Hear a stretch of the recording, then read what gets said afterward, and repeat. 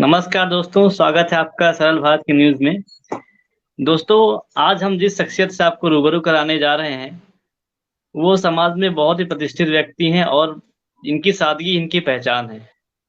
जी हाँ, हम बात कर रहे हैं उत्तर प्रदेश के पूर्व डीआईजी श्री विजय शंकर सिंह के बारे में। सर, आपका बहुत-बहुत स्वागत है सरल भारत में। Thank you. सर, मैं सीधा प्रश्न पर आऊँगा। सर, मेरा पहला प्रश्न ये है कि सर समाज में पुलिस की अवधारणा कैसे आई? क्योंकि समाज में पुलिस के बारे में कई तरह की बातें होती हैं, लेकिन लोग पुलिस का इतिहास नहीं जानते हैं, कैसे पुलिस की अवधारणा आई, कैसे उसके कार्य होते हैं। तो इस विषय पर सर आप थोड़ा-सा प्रकाश डालें और हम सबका मार्गदर्शन करें। जी सर। वर्तमान में जो पुलिस सिस्टम भारत में है, इसकी अवधारणा तो बहुत पहले से है, लेकिन ये सिस्टम 1861 से सुव्यवस्थित रूप से चल रहा है। और 1861 में जो इंडियन पुलिस एक्ट बना था, उसी से ये पुलिस का सिस्टम शुरुआत हुआ है और उससे ये चल रही है, ये अंग्रेजों ने बनाया था। लेकिन ये कहना भी गलत होगा कि इसके पहले पुलिस जैसी कोई व्यवस्था नहीं थी। इसके पहले भी पुलिस जैसी व्यवस्था थी, वो ब्रिटिश राज में ही थी। जो ब्रिटिश राज की पुलिस व्यवस्था थी, वो बहुत कुछ जमींदारों पर आधारित थी, क्योंकि कानून व्यवस्था के मामले बहुत ज्यादा नहीं आते थे, और जो भी आते थे वो जमींदारों के अपने इलाके में आते थे, रियासतों के अपने इलाके में आते थे, वो उन्हें कंट्रोल करते थे। अंग्रेज आए, जब उन्होंने यहाँ पर धीरे धीरे अपना सिक्का जमाया और जब यहाँ उन्होंने अपना प्रभाव क्षेत्र बना के इलाकों को लेना शुरू किया, तो उन्हें राजस्व चाहिए था, टैक्स चाहिए था। टैक्स का एक ही सिस्टम था, वो जमीन से निकल सकता था, भू राजस्व, खेती से। तो और कोई चीज सामने नहीं आई थी, न औद्योगिकरण हुआ था, न उद्योग आए थे। छोटे छोटे उद्योग जरूर थे, लेकिन दो ही रास्ते टैक्स के थे, या तो जमीन से टैक्स मिले, भूमि से टैक्स मिले, ऊपर से टैक्स मिले, या फिर बाहर से जो सामान मंगाया जाए किसी और देश से, उस पर कर लगाया जाए। तो जो बाहर से सामान मंगाया जाता था उस पर अलग से कर लगता था, लेकिन भू राजस्व उनको यहीं से मिलता था। अब राजस्व की वसूली की बात आई। जब राजस्व की वसूली की बात आई, तो राजस्व की जिम्मेदारी जमींदारों को दी गई। उनको तय कर दिया गया कि आपको अपने इलाके का इतना लगान देना है और इतना पैसा देना है। जमींदारों से ये भी कहा गया कि आप अपने हिसाब से वसूलें, हमें इतना चाहिए, बाकी आपको जो वसूलना हो वसूल लें। इसका दो नुकसान हुआ। एक तो सरकार को कैश, जितना टैक्स मिलना चाहिए था उतना तो मिल जाता था, लेकिन पब्लिक उससे कहीं ज्यादा देती थी और वो पैसा जमींदारों के खाते में जाता था। अगर जमींदार थोड़ा सहृदय है, प्रजावत्सल है, तब तो ठीक है, लेकिन अगर जमींदार कहीं क्रूर हुआ, अत्याचारी हुआ, तो वो पब्लिक का शोषण करता रहता था। धीरे धीरे इस टैक्स सिस्टम को वसूलने के लिए अंग्रेज सामने आए। उन्होंने कलेक्टर का पद गठित किया, जिसे आज डिस्ट्रिक्ट मजिस्ट्रेट और कलेक्टर बोलती है, पद आज भी है। और कलेक्टर का मतलब ही हुआ कि वो टैक्स वसूलने के लिए गठित किया जा रहा है, इसलिए उसे कलेक्टर कहा गया। अब कलेक्टर जब गांव में जाता था या उसके कारिंदे जाते थे टैक्स वसूलने के लिए, तो उस दौरान ये दिक्कत पड़ती थी, अगर कोई टैक्स ना दे तो क्या करेंगे आप। तो ऐसी स्थिति में पुलिस की व्यवस्था की गई कि पुलिस टैक्स वसूलवाने में शुरुआती दौर में मदद करेगी। इसीलिए जो पुलिस का गठन किया गया, उसे कलेक्टर के अंदर रखा गया और एसपी कलेक्टर के सबॉर्डिनेट हुआ करता था। वह कलेक्टर को कलेक्शन में मदद देता था। धीरे धीरे जब ये बात आगे बढ़ी और जब तरक्की हुई, तो फिर थाने खुले, और थाने खोलने के साथ टैक्स के साथ फिर क्राइम के बारे में भी सोचा गया। तभी जाके इंडियन पेनल कोड, भारतीय दंड संहिता बनी, इसमें सारे अपराधों को कोडिफाइड किया गया। इसके पहले जो अपराध थे वो हमारी धार्मिक जो पुरानी स्मृतियां थी, कभी उनसे चलते थे, कभी लोग जो परंपराएं थी उससे चलते थे। जैसे मुसलमानों या इस्लाम में उनका शरीयत लॉ था, उससे चलता था आपराधिक लॉ भी। पहली बार सरकार ने, अंग्रेजी सरकार ने एक ऐसी किताब बनाई, एक ऐसी संहिता बनाई, जिसमें सारे अपराध जोड़े गए और उन अपराधों को कैसे अन्वेषण किया जाएगा, कैसे उसकी जांच की जाएगी, जांच करने के बाद कैसे उसे अदालत में ले जाया जाएगा, इसलिए अलग से एक संहिता बनी, जिसे क्रिमिनल प्रोसीजर कोड कहते हैं।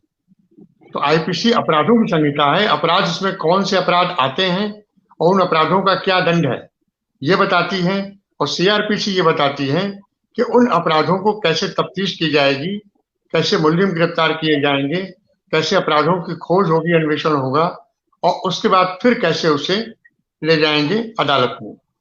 अब अदालत में जाएंगे तो फिर सबूत की बात आएगी, कौन से सबूत माने जाएंगे, कौन से सबूत नहीं माने जाएंगे, कौन से सबूत किस लिए माने जाएंगे, कौन से सबूत कितने माने जाएंगे। इसके लिए फिर एक तीसरी किताब बनी, लॉ ऑफ एविडेंस। तो 1861 से लेके 1860-61 से लेके 1870-72 तक ये हमारा जो कानूनी ढांचा तैयार हुआ, ये बन गया। अब इन मुकदमों की सुनवाई कौन करेगा? तो जो मुकदमे छोटे हुआ करते थे, जिनमें सजाएं कम थी, 3 साल या उससे कम सजाएं थी, उनकी सुनवाई डिस्ट्रिक्ट मजिस्ट्रेट करता था, वो कलेक्टर। उसके अंडर में एक नया पद गठित हुआ, एडीएम जे, जुडिशियल, वो न्यायिक कार्य देखता था। लेकिन बड़े केस को कौन सुनेगा? बड़े केस को सुनने के लिए जजेस बनी, न्यायपालिका बनी। जो जजेस हुआ करते थे वो आईसीएस भी हुआ करते थे और सामान्य जजेस भी हुआ करते थे। वो फिर एक अलग सिस्टम बना, न्यायपालिका। तो बहुत समय तक न्यायपालिका और कार्यपालिका लगभग एक दूसरे के साथ ही रही, नजदीक नजदीक। लेकिन धीरे धीरे न्यायपालिका इंडिपेंडेंट हो गई, और जब हमारा संविधान बना तो हमने इन तीनों को अलग कर दिया। कार्यपालिका अलग, विधायिका अलग और न्यायपालिका अलग। विधायिका कानून बनाती है, कार्यपालिका कानून लागू करती है, और न्यायपालिका ये देखती है कि कानून को सही ढंग से लागू किया गया कि नहीं किया गया है, या कानून बना है कि नहीं बना है। इन तीनों को मिला के जो स्थिति बनती है, उसे चेक एंड बैलेंसेस कहते हैं। ये चेक एंड बैलेंसेस संतुलन बनाने का किया गया, ताकि कोई संस्था अपने को सुप्रीम नहीं समझे। लेकिन चूंकि हम एक लोकतंत्र में रहते हैं, एक डेमोक्रेटिक सेटअप में रहते हैं, और हम सबके ही चुने हुए प्रतिनिधि संसद में पहुंचते हैं, जो विधायिका बनाते हैं, विधानसभाओं में पहुंचते हैं, जो विधानमंडल बनाते हैं, और वो कानून बनाते हैं। तो ये माना जाता है कि विधायिका सर्वोच्च है। सर्वोच्च तो माना जाता है, लेकिन निरंकुश नहीं है। उस पर भी कानून का अंकुश है, जो संविधान की विभिन्न अनुच्छेदों से उस पर पड़ा हुआ है। जी जी सर, आपने बहुत खूबसूरत परिचय दिया हमारे पुलिस डिपार्टमेंट के इतिहास का। सर, जब हम कानून की बात करते हैं और जो हमारे संविधान में कानून बनाए गए हैं तरह तरह की चीजों के लिए, आपके अनुसार सर ऐसे कौन से कानून हैं जो अभी भी जटिल होने चाहिए? क्योंकि कुछ ऐसे अपराध होते हैं जिनमें जो कानून है हमारा काफी सरल है, और जिससे अपराधियों को काफी आसानी होती है अपराध करने में, और उनके मन में एक प्रवृत्ति बन जाती है कि यार हम अगर कानून कोई अपराध करते हैं तो हम जल्दी छूट जाएंगे जेल से। तो आपकी नजरों में ऐसे कौन कौन से कानून हैं सर जिनके अभी सुधार करना आवश्यक है, और इन पर आगे सुधार करके हम समाज के लिए एक अच्छा काम कर सकते हैं? जी। देखिए, समय जैसे जैसे बदलता है, अपराध भी बदलता है। समाज जैसे जैसे बढ़ता है, अपराध भी बढ़ता है। एक अजीब सी चीज है, जब से आर्थिक विकास बढ़ता है तो अपराध भी बढ़ता है। कल्पना करिए, जब कुछ भी नहीं था, गांव में लोग रहते थे, कोई आर्थिक विकास जैसी चीज नहीं थी, जो उपजाते थे खा लेते थे, अगल बगल रहते थे, ज्यादा दूर आना जाना नहीं था, तो जो जो अपराध होता था वो सेंधमारी होती थी। लोगों को घरों में घुस के चोरी कर लिया, उससे बड़ा अपराध नहीं होता था। धीरे धीरे विकसित होने लगे तो अपराध का पैटर्न बदल गया, लोग आने जाने लगे, अपराध का पैटर्न बदल गया, औद्योगिकरण हुआ और समाज इधर से उधर आने जाने लगा, विस्थापन होने लगे, जगह जगह लोग उखड़े, जगह जगह लोग बसे, वो उसमें फिर अपराधी सक्रिय हो गए। धीरे धीरे अब एक नई जो चीज आ गई है, वैज्ञानिक प्रगति, जिससे संचार में क्रांति हो गई, साइबर सेल की बात हो गई, डिजिटलाइजेशन की बात हो गई। अब इधर देखिए, बैंक से फ्रॉड संबंधी अपराध बढ़ने लगे, बैंक के फ्रॉड संबंधी अपराध बढ़ने लगे, बीमा कंपनियों के फ्रॉड संबंधी अपराध बढ़ने लगे, फर्जी कॉल पे कुछ भी कहा जाने लगा। इसके साथ साथ और भी समाज के जो अधिक अपराध है वो बढ़ने लगे। और सबसे बड़ी बात है कि इन अपराधों को रोकने का आईपीसी में कोई उपाय बहुत नहीं है। उन्होंने कल्पना तो की है कि धोखाधड़ी को रोका जाएगा, लेकिन जब वो धोखाधड़ी को डिफाइन कर रहे थे, मैं 1860 की बात कर रहा हूँ, 61 की बात कर रहा हूँ, जब वो धोखाधड़ी को डिफाइन कर रहे थे, धोखाधड़ी पर अपनी बात कह रहे थे, तो उनके दिमाग में साइबर जैसी कोई बात नहीं थी।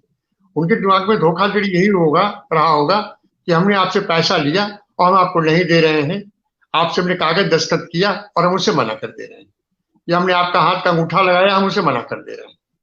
तो ये धोखाधड़ी बड़ी सामान्य स्तर की धोखाधड़ी हुई, और इस पर लोग बहुत कुछ ईश्वर से डरते भी थे, समाज से भी डरते थे, दबाव से भी डरते थे, तो बहुत लोग मान जाते थे और थोड़ा बहुत देके निपटारा कर लेते थे। आज वो धोखाधड़ी नहीं है।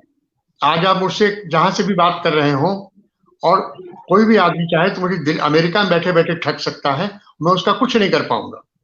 मैं अभी कुछ दिनों पहले इस ऐसी एक ठगी का शिकार होते होते बचा था। वो अचानक मैं सतर्क हो गया, अन्यथा कुछ न कुछ नुकसान हो जाता मेरा। तो ऐसी स्थिति के लिए जिस तरीके से अपराध बढ़ रहा है, अपराध का पैटर्न बदल रहा है, अपराध के तरीके बदल रहे हैं, अपराधियों का दिमाग बदल रहा है, उस तरह से पुलिस को भी होना चाहिए। अक्सर फिल्मों में आप देखते होंगे कि अपराध होने के बाद पुलिस पहुंचती है। कई लोग इसे हंसी के रूप में कहते हैं कि जब सब कुछ हो गया तब दरोगा जी आए। बात बिल्कुल सही है, लेकिन दरोगा जी को ये नहीं पता है कि वहां कुछ हो रहा है। वो तो तभी जाएंगे जब कुछ सूचना मिलेगी, या तो उन्हें पहले से सूचना हो कि यहाँ कुछ हो सकता है। दोनों स्थितियों में अंतर है। उसी तरीके से अपराधी का दिमाग पहले चलता है और पुलिस उसके पीछे चलती है।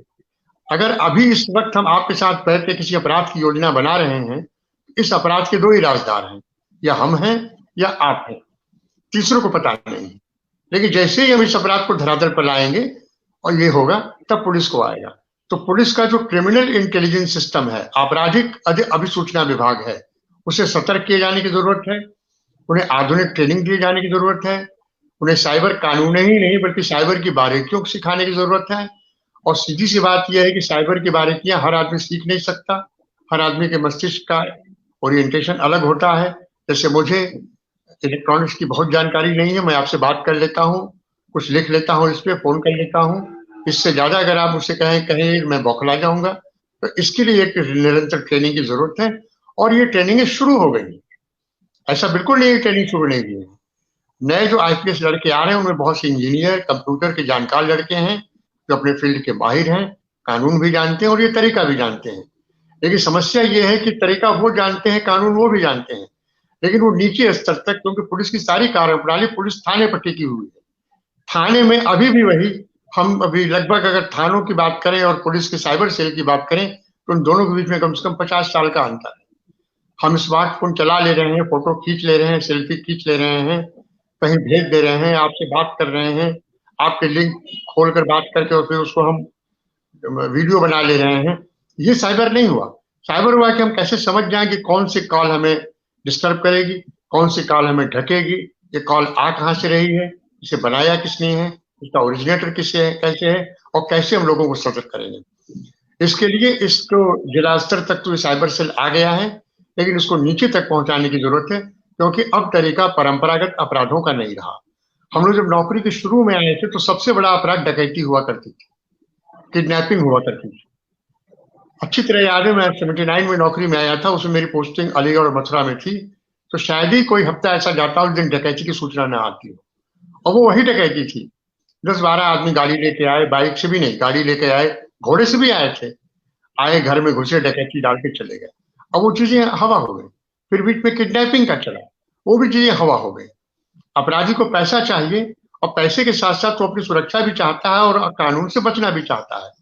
तो डकैती और वो जो मैं बता रहा हूँ अपहरण, ये दोनों ऐसे अपराध थे कि वो सबकी निगाह में आता है। और अगर कोई मुझे ठग रहा है तो इस ठगी का सेंसेशन बहुत ज्यादा नहीं होगा, लेकिन अगर मेरे घर 10 आदमी आके डकैती डाल दें तो इसका असर पूरे कानपुर में पड़ेगा।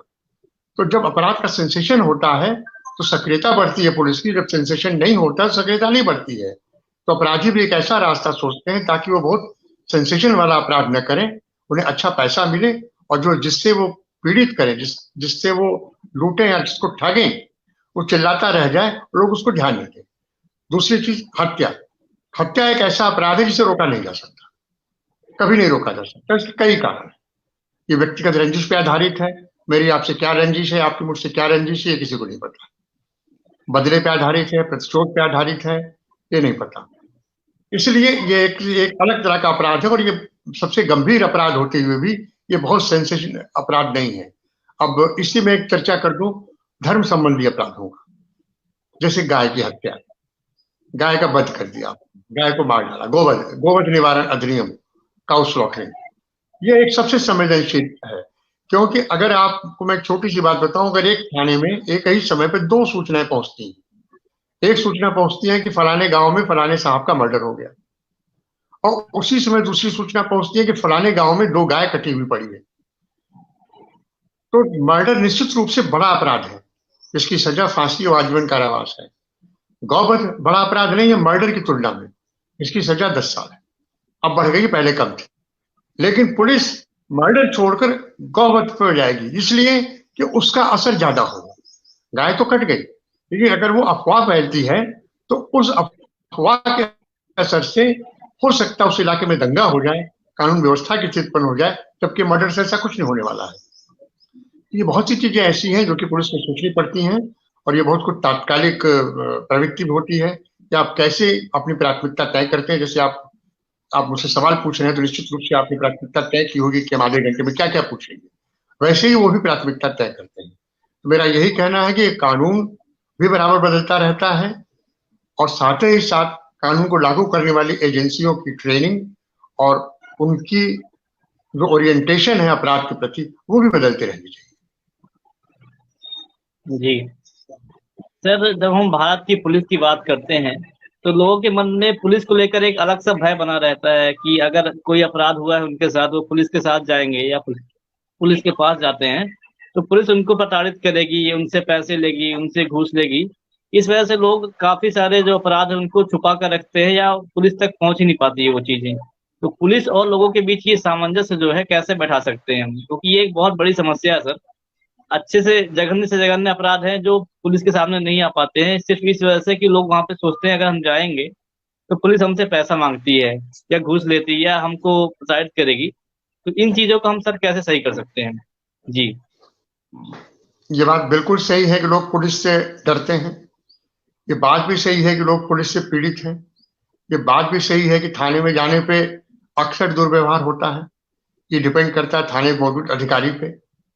कभी कोई अच्छा अफसर मिल गया तो आपकी बात सुन भी लिया और कभी कर दिया, कभी कभी नहीं मिला। ये कभी कभी की बात कह रहा हूँ, ज्यादातर ऐसा नहीं होता।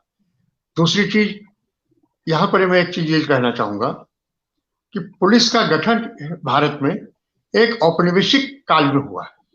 अंग्रेज यहाँ सुधारने नहीं आए थे। अंग्रेजों ने यहाँ जो तार डाले, डाकघर बनाए, बिजली की रेलवे लाइनें बनाई, टेलीग्राम सिस्टम बनाए, इसके पीछे उनका मकसद कतई नहीं था कि गांव का आदमी बस कह रहा हूं, गांव का आदमी ट्रेन में बैठे और कलकत्ता जाके 4 पैसे कमाने लगे। गांव के आदमी ने उन साधनों का उपयोग किया, लेकिन उन साधनों के बनाने का पर्पज ये नहीं था। 1857 की जब क्रांति हुई थी या जो विप्लव हुआ था, उसमें भारत में मुश्किल से 3000 किलोमीटर, नहीं शायद 2.5-3, मुझे एग्जैक्ट नहीं याद है कि 2.5-3 हजार किलोमीटर रेलवे लाइन थी कुल शहरों के आसपास।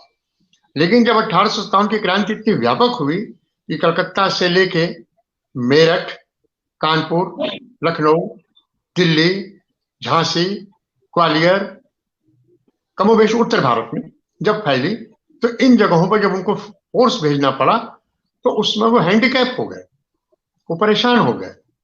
तब इस समस्या को दूर करने के लिए, क्योंकि 1857 से उन्होंने सीख ली कि भारत उबल सकता है, भारत एक हो सकता है, और भारत किसी कभी न कभी हो सकता है किसी संघर्ष में भी शामिल हो जाए। उन्होंने 2 चीज सीख ली। एक चीज ये सीख ली कि हिंदू मुस्लिम एकता भारत की सेहत के लिए बहुत अच्छी है और इसे तोड़ना चाहिए। अगर हम इसे तोड़ नहीं पाएंगे या कोई मतभेद नहीं पैदा करेंगे तो भारत पे राज नहीं किया जा सकता। एक उन्होंने एक चीज सीखी। दूसरी सीखी कि हमें कम्युनिकेशन और ट्रांसपोर्टेशन, इन 2 का उपयोग किया जाए। क्योंकि मोटर कार का आविष्कार थोड़ा हुआ था, लेकिन बहुत ज्यादा शकल नहीं थी, ट्रेनें चलने लगी थी, दुनिया भर में ट्रेनें शुरू हो गई थी, दुनिया की यूरोप में ट्रेनें शुरू हो गई थी, इसलिए उन्होंने रेलवे का विस्तार किया। जब रेलवे का इसी तरीके से जब पुलिस को उन्होंने कानून बनाया तो पुलिस के पीछे उनका यही मकसद था कि आप इस देश की जनता पर राज कैसे करेंगे। जब राज कैसे करेंगे तो कानून बनाया। तो जब आप आईपीसी की दफाएं देखेंगे तो पहले के अध्यायों में वे दफाएं हैं जो राज्य के विरुद्ध अपराध को करते हैं। जैसे 124A, 124 से राजद्रोह है, आप राजा के खिलाफ नहीं बोल सकते, एक राजद्रोह है। 124 से पहले आया है, इसलिए आया है कि लोग उससे डरें। भीड़ को नियंत्रण करने के अपराध जो आए हैं सीआरपीसी में, जैसे 144 है, कर्फ्यू है, ये भीड़ को नियंत्रित करने का अपराध। भीड़ को डिफाइन किया 5 या 5, इससे कौन डर रहा था? अगर आज आप अपनी सरकार के सामने या अपने जहां भी यूनिवर्सिटी में है, जहां भी हैं, अगर आप 150 लोग जा रहे हैं अपनी बात कहने के लिए और सामान्य तरीके से जा रहे हैं तो कोई डर की बात नहीं है। लेकिन एक पहले ही डर का माहौल बन जाता है, लड़के इकट्ठे हो रहे हैं, जल्दी पहुंचो वहां पर। अब लड़के पढ़ने वाले लड़के हैं, लड़के झगड़ालू नहीं है, लड़के अपनी बात कहने जा रहे हैं, आप उनका बात सुनने के पहले ही कहते हैं क्या बात है क्या बात है। तो ऐसी स्थिति में जो अविश्वास का भाव है वो तभी का बना हुआ है, और उस अविश्वास का व्यवस्था उस अविश्वास का भाव आज तक चला आ रहा है। ये दुखद है, लेकिन ये परिवर्तन नहीं हुआ है। दूसरी चीज, थाने में पुलिस के बिहेवियर का, अक्सर हम ये मान के लेते हैं कि सख्त थानेदार अच्छा होता है। अब यहाँ सवाल उठता है कि सख्त कौन होना चाहिए? सख्त हमारा दिमाग होना चाहिए, सख्त हमारा स्वभाव होना चाहिए, सख्त हमारा व्यवहार होना चाहिए, या सख्त वो कानून होना चाहिए जिसको हम लागू करते हैं, या उस कानून को सख्ती से लागू किया जाना चाहिए जिसको लागू करने के लिए हम सरकार की तरफ से नियुक्त हैं और सरकार से पैसा लेते हैं, और वो पैसा सरकार हमें कहाँ से देती है? आपके टैक्स से देती है। वो आप ही का पैसा जो हमें तनख्वाह और पेंशन ग्रुप में मिलती है। ऐसी स्थिति में जब ये बात सामने आती है तो गांव में धारणा आती है कभी कभी कि बड़ा सख्त दरोगा है, चौराहे पे किसी को खड़ा नहीं होने देता, सबको मार के भगा देता है। सबको मार के भगा देना और कुछ ऐसे लोगों को मार के भगा देना जो चौराहे के लिए समस्या है, इन दोनों में अंतर है। जब आप सबको मार के भगाने लगते हैं तो फिर आपके मिसबिहेव की शिकायत होती है। जब आप सिलेक्टेड उन्हीं बदमाशों को मार के भगा देते हैं तो आपकी तारीफ होने लगती है। ये बहुत कुछ उस दरोगा की मानसिकता पर डिपेंड करता है, और कुछ सब इंस्पेक्टर की मानसिकता पर डिपेंड करता है, उसकी सोच पर डिपेंड करता है कि वो कितना ज्यादा अपने को गांव से, जनता से कम्युनिकेट कर लेता है और कितनी ज्यादा उसके कष्ट को सुनता है। रहा सवाल बिहेवियर, ये हमेशा से व्यक्तिगत चीज रही है।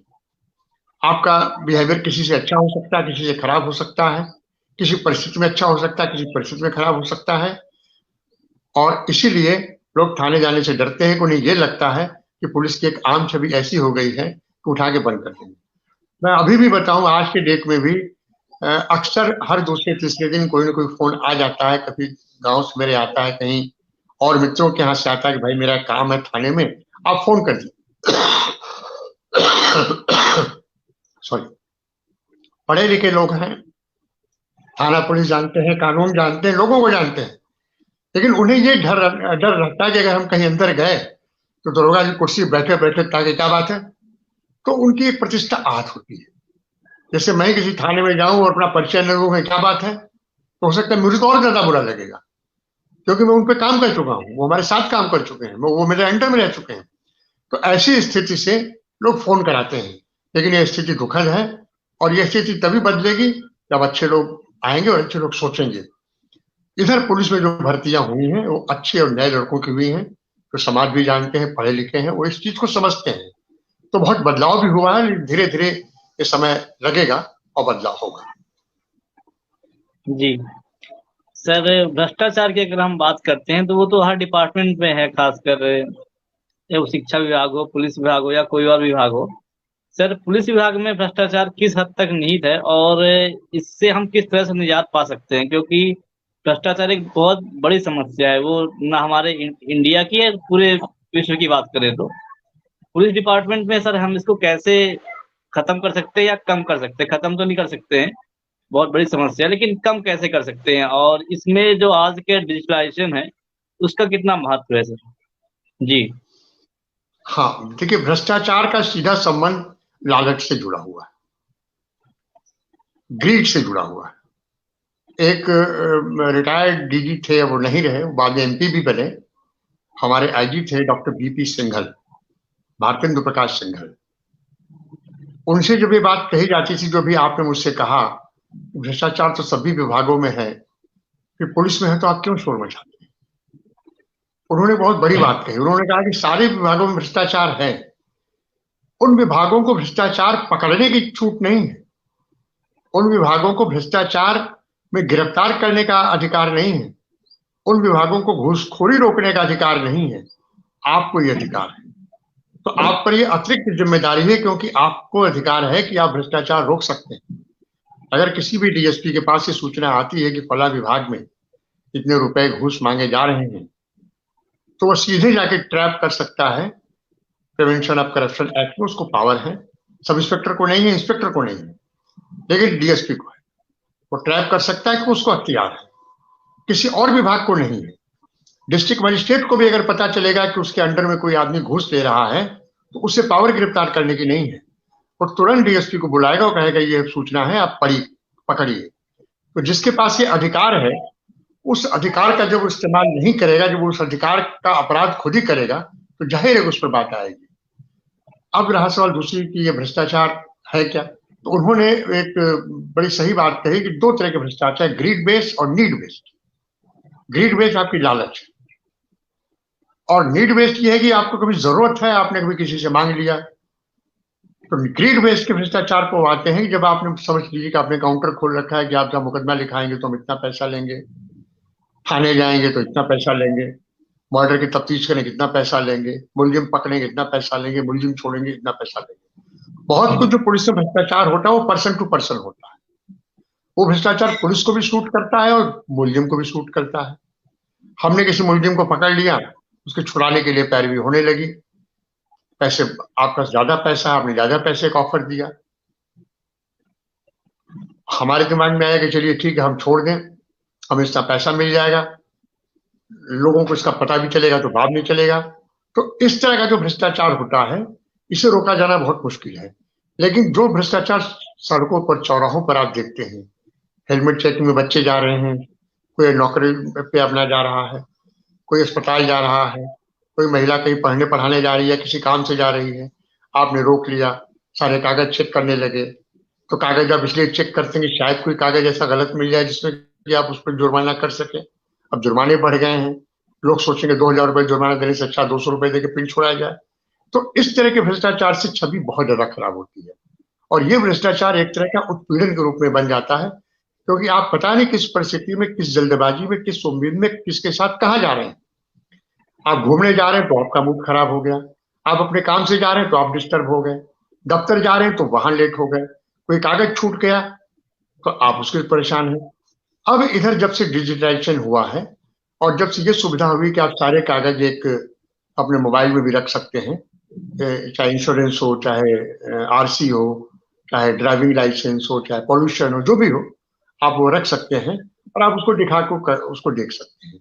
अभी शायद हो सकता है आगे कोई ऐसा मास्टर कार्ड बने जिसके हम सुन रहे हैं, जिसमें ये सारी चीजें एक साथ हो, तो वो भी एक अच्छी चीज है कि आप जिसको देते हैं। और हर जगह से लोगों के पास अब टैबलेट है, मोबाइल है, स्मार्टफोन है, हो सकता है कोई ऐसा ऐप आए या आ भी रहा होगा तो मुझे इधर जानकारी नहीं है, तो ट्रैफिक पुलिस के पास जाए जिसको तुरंत वो देख के बता सके कि भाई जी आपका डीएल ये है और आप ठीक है, अब आप जाइए। तो मेरा ये कहना है कि जब डिजिटलाइजेशन होगा तो पारदर्शिता आएगी। जैसे एफआईआर है, पहले थाने में जाना पड़ता था, एफआईआर लिखाने के लिए आदमी कभी अकेला नहीं जाता है, उसे डर रहता है। दो तरह का डर रहता है, एक तो डर रहता है कि वो क्या लिखाए, कि उसे कानून की समझ नहीं रहती। दूसरा डर ये रहता है कि उसे लिखा भी जाएगा कि नहीं लिखा जाएगा। तीसरा डर रहता है कि थाने का कोई ऐसा सोर्स ढूंढता है जिससे दरोगा जी परिचित हो, जो जाएगा पहले परिचय देगा। ये भी डर रहता है कि थाने में गेट पर जो खड़ा है वही हौफ देगा, वही अंदर नहीं जाने देगा, वही हो सकता है रोक ले। तो इन सब चीजों का डर जब मनुष्य के मन से निकल जाता है तो वो थाने जाके अपनी बात कह देता है। और जब ये बात डर रहती है और जब डर के रूप में बैठी रहती तो वो घबराता है। तो ऐसी स्थिति में वो न सिर्फ भ्रष्टाचार का भी शिकार होता है और दुर्व्यवहार का भी शिकार होता है। हम इसमें उस आदमी को दोष नहीं देंगे, हम इसमें उस अपने सिस्टम को दोष देंगे जो ऐसे लोगों के साथ ये बात करता है। तो अब जब नए तरीके के एफआईआर लिखने की बात आ गई है कि आप एफआईआर ऑनलाइन कर लीजिए, तो ऑनलाइन एफआईआर करने के बाद आपने ऑनलाइन कर दिया, सारी चीजें लिख के भेज दिया। अब वो जाके वहां पर अधिकारी उसको परसू करते हैं कि आखिर हुआ कि नहीं। लेकिन ऑनलाइन एफआईआर में एक प्रॉब्लम है। कानून में जो एफआईआर लिखने की है उसमें ये कहा गया कि एफआईआर जब आप लिखाने आएंगे तो आपसे पूछा जाएगा। जैसे आपने कहा कि साहब मेरी मोटरसाइकिल मैंने फला जगह रखी थी, मैं जब सामान खरीद के आया तो गायब थी। मैं आपसे कई सवाल पूछूंगा कि मोटरसाइकिल किस रंग की थी, कैसे जगह रखी थी, जहां रखी थी पार्किंग का बोर्ड था कि नहीं था, आसपास कोई और लोग थे कि नहीं थे, और इसके बाद जहां रखी थी भी पता करूंगा कि वहां कभी और पहले कोई घटना हुई कि नहीं हुई है। वो चीज हम आपसे आमने सामने ही पूछ सकते हैं, क्योंकि जब आप मेरे सामने रहेंगे तब घटना का वर्णन करेंगे, उस घटना से कई सवाल निकलेंगे और उस सवाल के आप जवाब देंगे। लेकिन जब ऑनलाइन करेंगे तो मैं आपके सामने हूं नहीं, तो वो सवाल और प्रति सवाल, प्रश्न और प्रति प्रश्न नहीं उपजेंगे, तो आपके मन में जो आएगा वो आप देखेंगे। दूसरा प्रश्न ये है, उसमें लेट हो सकता है, आप सोचेंगे, पहले दिन ढूंढेंगे, कौन ले गया पता करेंगे, तो लेट होने का भी असर पड़ता है। तो ऐसी स्थिति में जो डिजिटलाइजेशन हो रहा है, ये बेहतर तो है, थाने का बोझ तो कम करेगा, लेकिन इससे थाने की जो दुर्व्यवहार है उस पर भी एक असर पड़ेगा कि लोग कम जाएंगे। तो इस तरह की स्थिति नहीं आएगी। मेरा यहाँ ये कहना है कि लोग थाने जाएं, खूब जाएं। सरकार थाने जाने को प्रोत्साहन भी करती है। अब चीजें समझाई भी जा सकती हैं। आज से 30 साल पहले उत्तर प्रदेश पुलिस में व्यवहार ओरिएंटेशन प्रोग्राम चला था, बिहेवियरल ओरिएंटेशन प्रोग्राम चलाया गया था, जिसमें सारे स्टेट भर के पुलिस को, सब इंस्पेक्टर से लेके और आईपीएस तक को कैसे व्यवहार सुधारे इसकी ट्रेनिंग दी गई। व्यवहार नितांत व्यक्तिगत होता है, लेकिन जब हम एक पुलिस अफसर के रूप में आपके सामने बैठेंगे तो मैं फिर वो व्यक्तिगत नहीं रहूंगा, मैं फिर अपने विभाग के व्यवहार को मैं प्रतिबिंबित कर रहा हूँ। अगर मैं आपको हड़काऊंगा, डांटूंगा, तो विजय शंकर सिंह की कोई हैसियत नहीं है कि आपको हड़का दें, वो सामान्य आदमी है। लेकिन जब हम वर्दी पहन लेते हैं तो हम सामान्य नहीं रह जाते हैं, हम सरकार के एक चेहरा बन जाते हैं, और उस समय हमारा हड़काना सरकार की छवि पर असर डालता है। इसीलिए पुलिस एक ऐसा सिस्टम है जो जरा सा भी टूटता है, जरा सा भी बिखरता है, जरा सा भी भटकता है, जरा सा भी अगर भ्रष्टाचारी होता है, जरा सा भी कानून तोड़ता है, तो सबकी निगाह उठती है। किसी और जगह भ्रष्टाचार पर उतनी ज्यादा निगाह नहीं उठती। जी सर, हमारे दर्शक भी हमारे साथ जुड़े हुए हैं और सुधांशु मिश्रा जी का सवाल है कि सर आप अपनी सेवा काल का कोई शानदार केस हमें बताएं और जो कि हमेशा आपको याद रहा हो और जिसमें आपको बहुत कड़ी मेहनत करनी पड़ी हो। जी सर। अब सेवा काल का एक ही शानदार केस है जो आतंकवादियों से संबंधित है। मैं कानपुर में तैनात था 1987 में, 87-88 की बात है, 87। यहाँ पर एक विधायक हुआ करते थे विलायती राम कात्याल, उनका मर्डर हुआ। उनका मर्डर पंजाब के आतंकवादियों ने किया था, किसी को पता नहीं था। मर्डर की जब सूचना हुई तो हम सब लोग वहां मौके पहुंचे। मैं क्या, सारा जिला पहुंचा। बड़ी घटना थी, कांग्रेस के विधायक थे, कांग्रेस की सरकार थी। ऐसी स्थिति में फिर काम उनका शुरू हुआ। तरह तरह के कयास लगाए जाने लगे, पूरे शहर में नाकेबंदी कर दी गई। उसी दौरान, नाकेबंदी के दौरान, जिन दो लोगों ने मारा था, वो एक मारुति कार में अपने मारने वाली रिवॉल्वर जिससे उन्होंने मारा था, उसके पीछे नीचे इंजन के अंदर एक पैकेट बनाया था, उसी के अंदर रख के वो शहर में घूमते हुए गए। उन्हें पुलिस ने रोका भी। वो दो लड़के थे, उन्होंने उतर के पुलिस से कहा, अंकल ऐसी क्या बात है, बड़ी चेकिंग हो रही है। उन्होंने कहा, बेटा वो हत्या हुई है, इसी में चेकिंग हो रही, गाड़ी दिखाओ। गाड़ी वाड़ी चेक की, उन्होंने इंजन देखा नहीं। इंजन की तरफ कभी दिमाग गया नहीं कि यहाँ भी कुछ रखा जा सकता है। अमूमन सीट के नीचे देखा, डैशबोर्ड के नीचे देखा, वहां कुछ मिला नहीं, उनको जाने दिया। उसी दिन शाम को एक पान की दुकान से एक हमारे एक सीनियर डीएसपी थे, वो पान खाने गए। वो बनारस के थे, पान के शौकीन थे, हमारे गांव के पास के भी थे। पान की दुकान पान की दुकान पर पान खाने गए तो पान की दुकान वाला कहा, भैया बगल के मकान में दो सरदार रहते हैं, कल से लोग बड़े परेशान है, वो भाग गए। और उनकी साथ एक परिवार भी, एक सिख महिला और उनकी उसका बेटा भी गया है। अचानक उनके दिमाग में हुआ कि क्या बात है, वो मेरे पास आए। मैं चूंकि एसएसपी साहब के आदेश से इस केस को मैं देख रहा था, तो मैं एसएसपी साहब के पास उनको लेके पहुंचा। हमारे एसएसपी सी यशपाल सिंह थे, जो बाद में यूपी के डीजी बने। उन्होंने कहा कि चलो अभी चलते हैं। वो ऐसे ही कुर्ता पैजामा पहने थे, शाम का समय था, 8 बजे। हम लोग सीधे पान की दुकान पर पहुंचे। और पान वाला भी चूंकि इलाहाबाद का था, पूरब का था, थोड़ा उससे आत्मीयता से बात की गई तो उसने कहा, भैया फलाने मकान में रहते हैं। हम लोग उस बगल में मकान था, 3-4 गली बाद उस मकान में पहुंचे। तीसरी मंजिल पे एक कमरा था, कमरे में ताला पड़ा था। अगल बगल पूछा तो पता लगा ये लोग आज सुबह गए हैं। ताला तोड़ के हम लोग अंदर घुसे तो अंदर खालिस्तान मूवमेंट आंदोलन के कई लिटरेचर मिले। इंदिरा गांधी की एक तस्वीर मिली जिसमें उनकी हत्या वाली जो फोटो बहुत पॉपुलर हुई थी, जब वो चिता पर लेटी हुई थी, एक याद करिए फोटो उनकी बड़ी पॉपुलर हुई थी। चिता पर लेटी हुई फोटो, आग जब उनको अग्नि दी जा रही थी तो वो फोटो मिली। तभी हम लोग को समझ में आया। वही बातचीत से पता लगा कि उन्होंने कहा कि ये बाजपुर जा रहे हैं, नैनीताल में। बाजपुर में इनका कोई फॉर्म है, पता नहीं इनका फॉर्म नहीं है। इनका फॉर्म नहीं है, बल्कि वो जो सिख महिला गई हैं उनका फॉर्म है। सिख महिला को इन्होंने अपने शील्ड के रूप में, एक आड़ के रूप में ले लिया था कि दो लड़कों के साथ अगर एक महिला और बच्चा रहेगा तो पुलिस तंग नहीं करेगी, स्वाभाविक था। तुरंत उसी समय रास्ते भर के सारे लोगों को बताया गया। जाते जाते बरेली में वो गाड़ी पकड़ ली गई। जब बरेली में वो गाड़ी पकड़ ली गई तो बरेली के होटल में वो दोनों पकड़े गए। फिर वहां से पुलिस उनको ले आई। पुलिस यहाँ ले आने के बाद फिर हम लोगों ने उनसे पूछताछ शुरू की। अब ऐसे मुलजिम को आप मारपीट के नहीं पूछ सकते, इसलिए नहीं पूछ सकते क्योंकि वो मरने के लिए तो तैयार ही है। एक ने तो साइनाइड खाकर मरने की कोशिश भी की थी, लेकिन उसे बचा लिया गया। तुरंत ले आए थाने में, रखा गया। 2-3 दिन तक लगातार पूछताछ होती रही। अंत में कुछ बात नहीं। मेरा जब मौका आया पूछताछ का, तो चूंकि मेरा स्वभाव जरा अलग तरह का है, मैं बहुत ज्यादा उत्तेजित नहीं होता हूँ, तो मैंने उनसे ये कहा कि अच्छा ये बताओ, तुम लोग तो फंस गए हो, लड़के हो, जेल जाओगे, साबित हो न हो लेकिन कुछ साल तो जेल में रहोगे ही रहोगे। ये जो महिला ले गए थे साथ में अपने साथ, जिसको तुम अपनी बहन कहते हो, और उसका बच्चा है, इसकी जिंदगी तो बर्बाद हो गई। इनका क्या कसूर है? तुमने कुछ किया कि नहीं किया तुम जानते हो, कि इन्होंने तो कुछ नहीं किया। तो उसने कहा महिला से मेरी बात करा दीजिए। महिला को अलग रखा गया था, महिला को बुलाया गया। महिला रोने लगी और उसने महिला ने बहुत चीजें कही जो बड़ी इमोशनल कही। अब वो भी उम्र उनकी भी बहुत ज्यादा नहीं थी, 18-19 साल के लड़के थे जो उग्रवाद के उन्माद में बहक के यहाँ आ गए थे पंजाब से। सतवंत सिंह नाम था, सतेंद्र, हाँ, एक का नाम सतेंद्र था, एक का नाम बसंत। सतेंद्र से मेरी ज्यादा बात हुई। तो सतेंद्र ने फिर कहा कि मुझे सोचने का मौका दीजिए। शाम को उसने मुझे बुलाया। उसने कहा साहब कुछ खिलाओगे नहीं? अभी क्या खाओगे बताओ? साहब मुझे आप हवालात का खाना नहीं खाऊंगा, मुझे बढ़िया आप होटल से खाना मंगा खिलाओ, फिर मैं आपको चीज बताऊंगा।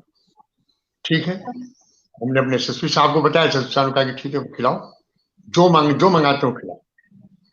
उन्होंने मजाक में कहा कि आप भी बैठ के साथ खाइए। ठीक है, खाना वाना आया, बढ़िया खाना आया अच्छे होटल से, हम लोग भी साथ खाए। तो उसने कहा एक काम करोगे, उसको छोड़ दो। मुझे किसको? उस औरत को और उस बच्चे को, उन्हें घर जाने दो। हम कहा घर कैसे जाने दो, तो गिरफ्तार तुम्हारे साथ है, इसी केस में गिरफ्तार है, हम कैसे छोड़ सकते? कहा छोड़ दो तो मैं तुम्हें बता दूंगा कि घटना कैसे हुई और हथियार कहाँ है। हमने कहा पक्का क्या है? हम कहा रुको मुझे बात करने दो। तब तक रात 10 बज गए थे। तो हमारे आईजी थे बीएस बेदी साहब। बीएस बेदी बड़े अच्छे आईजी रहे हैं, पुलिस अफसर रहे हैं, बाद में कश्मीर के डीजी भी रहे हैं। जब उनसे बात हुई तो उन्होंने कहा भाई छोड़ने का निर्णय तो मैं बिना डीजी से पूछे नहीं करूंगा, मैं डीजी से बात करता हूँ। अब रात में 11-12 बज गया था, डीजी सो गए थे। डीजी संपर्क सवेरे हुआ 6 बजे। हम लोग रात भर थाने में ही बैठे रहे। 6 बजे डीजी साहब ने कहा भाई मैं यहाँ से क्या बताऊं, आप खुद चले जाइए थाने, समझ लीजिए, और अगर आपको लगता है छोड़ना हो तो छोड़ दीजिए। वो 6:30-7 बजे तक वो सीधे अपने घर से मेरे नहाए हुए पुलिस स्टेशन आ गए और पूरी बात सुने। बात से सुने तो उन्होंने कहा अच्छा देखो इनको छोड़ तो देंगे, लेकिन एक शर्त ये है कि पहले हथियार दे दें। तो उसने कहा कि हथियार मैं बता दे रहा हूँ, आप हथियार ले आओ। हथियार न मिले तो मत छोड़ना, हथियार मिल जाए तो छोड़ देना। उन्होंने बताई। उसके बाद फिर हम लोगों ने पुलिस टीम गठित की। अब यहाँ एक तमाशा हुआ कि वो रहते वहां थे। आप समझिए कि अगर कानपुर के आइडिया आपके हो, ये गिरफ्तारी जो हो रही है किदवई नगर से हो रही है। किदवई नगर कानपुर का एक अलग मोहल्ला है, और वो वहां से उन्होंने किदवई नगर से 7-8-10 किलोमीटर दूर एक विकास नगर है, वहां एक घर ले रखा था, शारदा नगर, सॉरी। अब वो रहते थे शारदा नगर, और घर किसका लिया था? घर उसने एक पुलिस अफसर का ले रखा था, और जानबूझ के पुलिस अफसर का घर ले रखा था कि पुलिस अफसर के घर में हम रहेंगे तो पुलिस नहीं आएगी। और घर ये बता रखा था कि हम मेडिकल कॉलेज में इंटर्न करते हैं, कहीं से हमने एमबीबीएस किया है, इंटर्न के लिए हम यहाँ पर आए। देखने में अच्छे लड़के थे, मारुति कार रखे थे, तब मारुति कार 800 ही सब पॉपुलर हुआ करती थी, 86-87 की बात है। किसी को कोई शक नहीं हुआ। और डीएसपी साहब यहाँ तैनात नहीं थे, मकान उनका खाली रहता था, वो लखनऊ में थे। उन्होंने भी सोचा कि अच्छा खासा किराया मिल रहा है, हम दे दें, घर भी सुरक्षित रहेगा। जब हम लोग उस घर में पहुंचते हैं तो घर में हमें कम से कम एक बोरा, लिटरली एक बोरा हमें कारतूस मिला। जो छोटी बोरिया होती है जिसमें आप कट्टा जिसको कहते हैं, उसमें हथियार मिले। पहली बार AK-47 मिले, माउजर मिला, और एक और अलग तरह का हथियार मिला जिसे जर्मन उजो कहते थे। हम लोग उसको देखे भी नहीं थे, मैं ज्यादा जानता भी नहीं था। ये सब लेके जब हम लोग आए तो हम लोग वहीं से फोन किया। तब आईजी साहब ने कहा कि देखो अब हथियार मिल गए हैं, अब तुम लोग उस महिला को निकाल दो, तो उसका कोई दोष नहीं है। महिला को हम लोग वैसे भी निकाल देते तो उसका कोई दोष नहीं था, लेकिन महिला को सिर्फ इसलिए रखा गया था कि महिला के रहने की वजह से दबाव पड़ता, और वो दबाव पड़ा। इसके बाद वो गिरफ्तार हुए, जेल भेजे गए, वो महिलाएं चली गई। तो ये सुनने में जरूर थोड़ा सा आप 10-15 मिनट में जो मैंने सुनाया है, लेकिन ये पूरा किस्सा अल्टीमेटली 1 हफ्ते का है। अखबारबाजी हुई, खूब अखबार में छपा, अखबारों ने बहुत सपोर्ट भी हम लोगों को किया।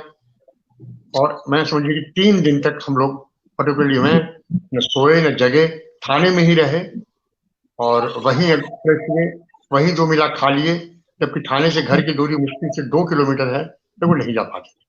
तो कभी कभी कुछ ऐसी चीजें आ जाती हैं जो कि आपको रात भर जगाए रखती हैं, लेकिन उसमें भी रात में जगना तब नहीं खलता है जब आप लक्ष्य की ओर बढ़ रहे होते हैं और बेहतर परिणाम दिख रहे होते हैं। खलता तब है जब आप अंधेरे में भटकते हैं और लगता है कहीं कुछ पहुंच ही नहीं पाए हैं। तो एक एक घटना नहीं, घटना और भी है, कभी याद आएंगे तो आपको फिर सुनाऊंगा। फिलहाल तो यही है। जी सर। सर अपने आपने लगभग अपना आधा जीवन पुलिस की सेवा में, लोगों की सेवा में गुजार दिया है। सर आपके अनुसार समाज में ऐसे कौन से मुद्दे हैं या अपराध हैं जो सबसे ज्यादा व्याप्त हैं और जिनको सही करने की आवश्यकता है? क्योंकि आज के समय में जो अपराध है लगातार बढ़ते जा रहे हैं, नए नए तरीके के अपराध आ रहे हैं।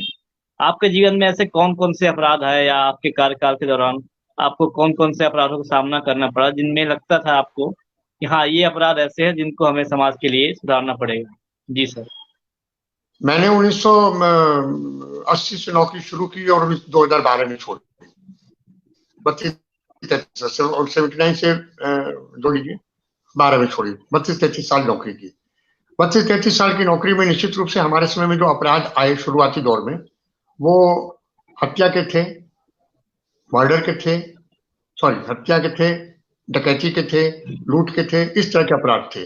तो इन अपराधों में जैसी विवेचना होनी चाहिए थी वैसी हो रही थी, उसमें कोई प्रॉब्लम नहीं आई। धीरे धीरे समय बदला तो अपराध बदले। अब लेकिन जब हम लोग सेवा के आखिरी दौर में थे, उस समय जो अपराध आया वो साइबर से जुड़ा अपराध था। तो मेरे जीवन में साइबर का कोई बहुत महत्वपूर्ण अपराध नहीं आया, वो छोटा मोटा अपराध आया, तो जानकारी भी उसकी नहीं थी और अपराध बहुत महत्वपूर्ण भी नहीं था, तो हम लोग उधर ध्यान नहीं दे पाए। तो मैं उस स्टेज की बात कर रहा हूँ, उस स्तर की बात कर रहा हूँ जो हमारे समय में परंपरागत अपराध हुआ करते थे, साइबर वाला अपराध नहीं हुआ करता था। दूसरी चीज, एक लॉ एंड ऑर्डर होता है। अपराध तो होता है, एक लॉ एंड ऑर्डर भी होता है। लॉ एंड ऑर्डर ये होता है कि दंगे हो जाना। हमने दंगे बहुत देखे हैं, मेरी पूरी ट्रेनिंग दंगे में हुई अलीगढ़ में। तो 80 से लेके उसके बाद का काल, 90, 92, 93, 94 तक का काल, हर साल कहीं ना कोई दंगा होता रहता था। तो दंगे के दौरान जो स्थिति थी उसकी पुलिसिंग अलग होती है, वो अपराध से बिल्कुल अलग होता है, तो उसकी बात अलग से की जा सकती है। जी सर, अभी आपने दंगों की बात की, दंगों से मुझे एक अभी हाल ही की एक घटना याद आ रही है। कुछ महीने पहले अभी इलाहाबाद में, बिहार में आरआरबी एनटीपीसी के छात्रों ने आंदोलन किया था रोजगार के लिए, और उसमें जो गड़बड़ियां थी परीक्षा में उसके लिए, उसमें पुलिस ने उन पर लाठीचार्ज किया, बच्चों के कमरों में जाकर उनको मारा पीटा। सर इस घटना के दौरान पुलिस पर कितना दबाव रहता है? इस टाइप की जो घटना होती है, इससे पहले भी ऐसी घटना हो चुकी है, ये पहली घटना नहीं है। ऐसी घटनाओं में सर पुलिस के ऊपर कितना दबाव रहता है, शासन स्तर पर, सरकार स्तर पर, या जनता के स्तर पर? जी सर। देखिए, घटना का दबाव ये रहता है, लड़कों का आंदोलन शुरू हो गया। आप कल्पना कीजिए, आप इलाहाबाद में हैं या दिल्ली, इलाहाबाद की कल्पना कीजिए, घटना वहीं की है। तो लड़कों का आंदोलन शुरू हो गया। लड़कों का आंदोलन कहाँ शुरू होगा? लड़कों का आंदोलन शुरू होगा यूनिवर्सिटी से। और यूनिवर्सिटी से जब लड़कों का आंदोलन शुरू होगा तो निश्चित रूप से यूनिवर्सिटी के छात्र रहेंगे, अगल बगल के भी छात्र रहेंगे, और उसके साथ जो भीड़ बढ़ेगी और उस भीड़ के साथ जो दिक्कत होगी, वो कहीं कहीं बाहर निकलेंगे। अब जब वो बाहर निकलेंगे तो निश्चित रूप से वो आएंगे वहां पर, बाजार में आएंगे, बाजार की भी एक स्थिति होगी। ऐसे मामलों में पुलिस क्या करेगी? ऐसे मामलों में पुलिस पर यह जोर रहता है कि लड़के उपद्रव करके बाजार को डिस्टर्ब न करें, शहर की कानून व्यवस्था रद्द न करें, उन्हें रोकने की कोशिश करेगी। लेकिन लड़कों की भीड़, लड़कों की भीड़ यानी स्टूडेंट्स की भीड़, लेबर की भीड़, कर्मचारियों की भीड़, सामान्य भीड़, व्यापारियों की भीड़ और सांप्रदायिक उन्माद की भीड़, इन सबका पैटर्न अलग अलग होता है। भीड़ सभी रहती है, लेकिन सबका ओरिएंटेशन अलग रहता है। सांप्रदायिक उन्माद की भीड़ का कोई और उद्देश्य रहता है, कर्मचारियों की भीड़ का उद्देश्य कुछ और रहता है, व्यापारियों की भीड़ का उद्देश्य कुछ और रहता है, छात्रों की भीड़ का उद्देश्य कुछ और रहता है। इसमें सबसे ज्यादा डर छात्रों की भीड़ से लगता है, जो नए लड़के रहते हैं, युवा रहते हैं, वो भड़क सकते हैं, भड़काए जा सकते हैं, उन्हें नियंत्रित करना आसान नहीं होता है और उन पर अनावश्यक बल प्रयोग भी नहीं किया जा सकता है। जैसे सांप्रदायिक उन्माद की भीड़ अगर आ रही है तो आप उस पर बल प्रयोग करें तो किसी को बुरा नहीं लगेगा, क्योंकि वो पागलपन का दौर है। लेकिन लड़के अगर अपनी बात कहने आ रहे हैं, निश्चित रूप से कुछ या तो यूनिवर्सिटी की कोई प्रॉब्लम कहने आ रहे होंगे, या फिर लॉ एंड ऑर्डर की कोई बात करने आ रहे होंगे, या फिर नौकरी की बात करने आ रहे होंगे, तो उनसे बात किया जाना चाहिए। तो ऐसी स्थिति में ये होता है कि इनको डिस्पर्स करिए। जब डिस्पर्स करने का आदेश दिया जाता तो उस दौरान ये जो इलाहाबाद में हुआ वो एक ज्यादती थी, ये सभी को पता है वो ज्यादती थी। वो इलाहाबाद में ही नहीं हुआ, वो जामिया में भी हुआ, वो जेएनयू में भी हुआ। इवन हम लोग जब पढ़ते थे तो हम लोग के हॉस्पिटलों में भी ऐसी घटना हो चुकी थी। अब ये होती है, इन्हें होना नहीं चाहिए। अब क्यों होती है उसका यही कारण है कि जब आप डिस्कस करने के मूड में होते हैं, जब आप सबक सिखाने के मूड में होते हैं कि मार के भगाइए सबको, चाहे जैसे हो, जब ये बात रहती है तब निश्चित रूप से ऐसी घटनाएं होती हैं। और जब आप सबक सिखाने वाली बात नहीं रहती है तो वैसी घटना नहीं होती। जी सर, अब पुलिस के बारे में हम काफी बातें सुनते हैं, काफी चीजें देखते हैं, लेकिन कुछ ऐसी बातें होती हैं जो हम पुलिस के बारे में नहीं जानते, जैसे कि वो दिन रात कैसे अपने देश के लिए सेवा करते हैं, उनको उस दौरान क्या क्या कठिनाइयां आती हैं, क्योंकि वो भी इंसान है, उनके अंदर भी थकान होती है, कई तरह की समस्याएं होती हैं, मानसिक रूप से, शारीरिक रूप से। तो पुलिस को ऐसी कौन सी चुनौतियों का सामना करना पड़ता है जो कि जनता जान नहीं पाती है, लेकिन वो अंदर ही अंदर उसको सहकर अपने देश की सेवा में लगे रहते हैं। जी सर। ये बहुत वाजिब सवाल है। और नौकरी में कहा जाता है कि आप 24 घंटे के नौकर हैं, संडे भी नहीं, छुट्टियां भी नहीं, त्योहार भी नहीं, और ऐसा कोई पर्व भी नहीं जबकि आप नौकरी पर ना हो। जब सब लोग अपने घरों में दिवाली मनाते हैं तो पुलिस के जवान सड़क पर रहते हैं। जब सब लोग होली मनाते हैं तो पुलिस के जवान वर्दी में सड़क पर रहते हैं और ये देखते हैं कि होली ठीक से बन जाए। ईद की नमाज जब अदा की जाती है तो सारे लोग सड़क पर रहते हैं कि नमाज जल्दी अदा हो और लोग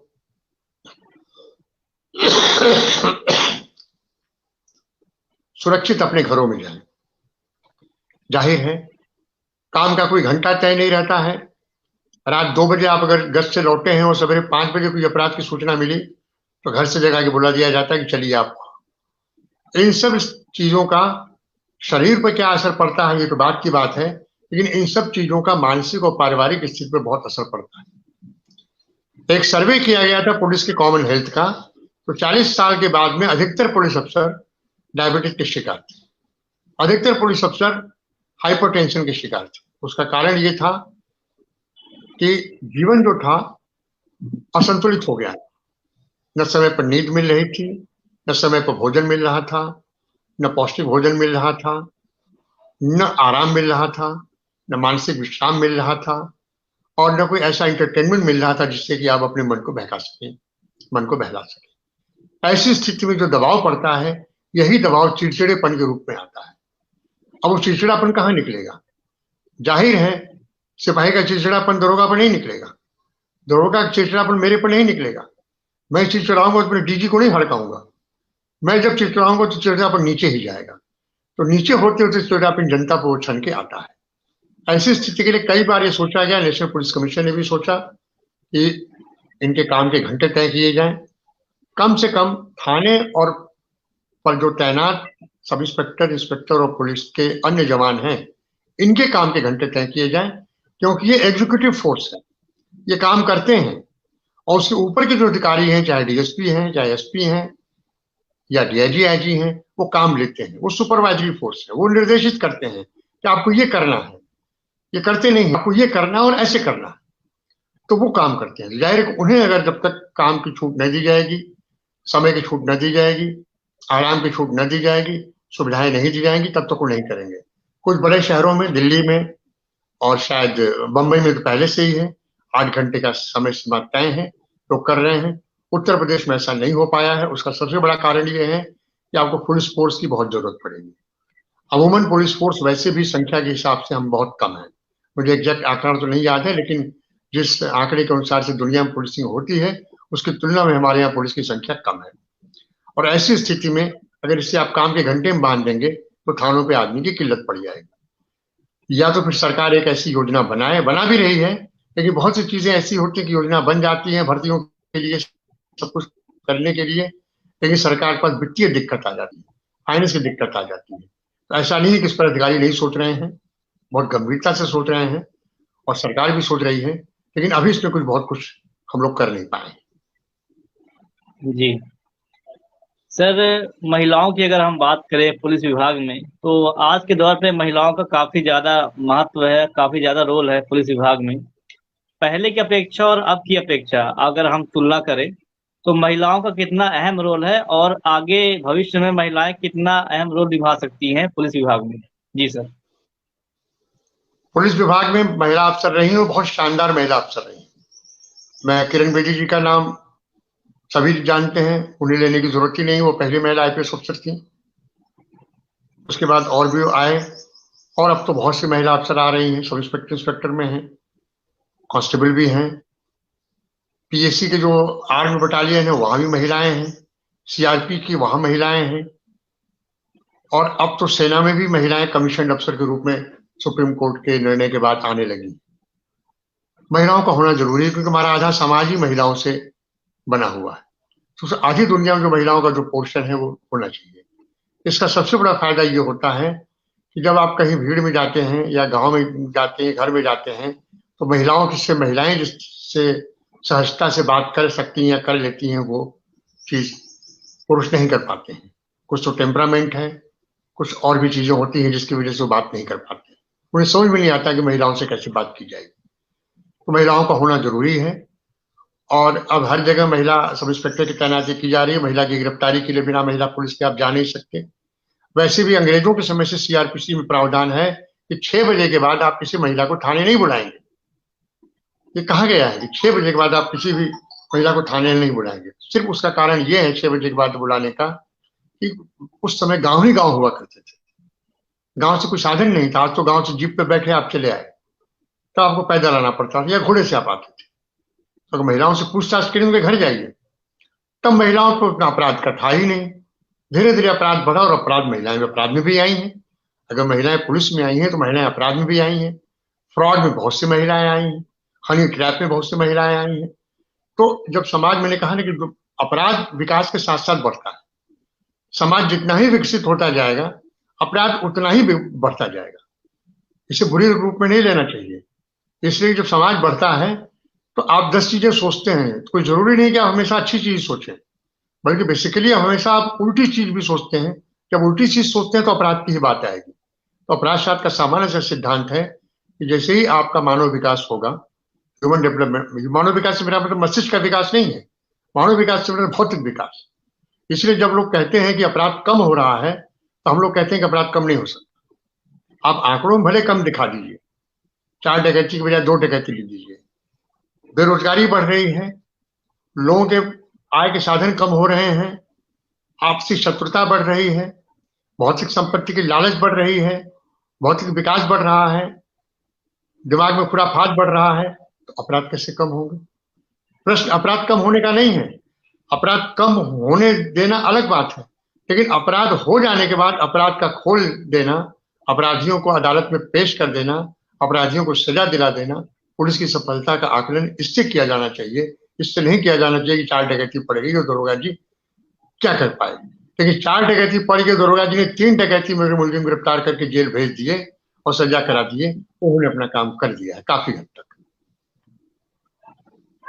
जी सर, अभी हम महिलाओं की बात कर रहे हैं। महिलाओं के प्रति अपराध लगातार बढ़ते जा रहे हैं दिन ब दिन। हम अभी निर्भया कांड की बात करें, उन्नाव की बात करें, हाथरस की बात करें, या ऐसे बहुत से केस है सर हमारे देश में, जो लगातार ऐसी घटनाएं बढ़ती जा रही, चाहे वो बलात्कार की हो, छेड़छाड़ की हो, ऐसे और भी जघन्य अपराध हैं।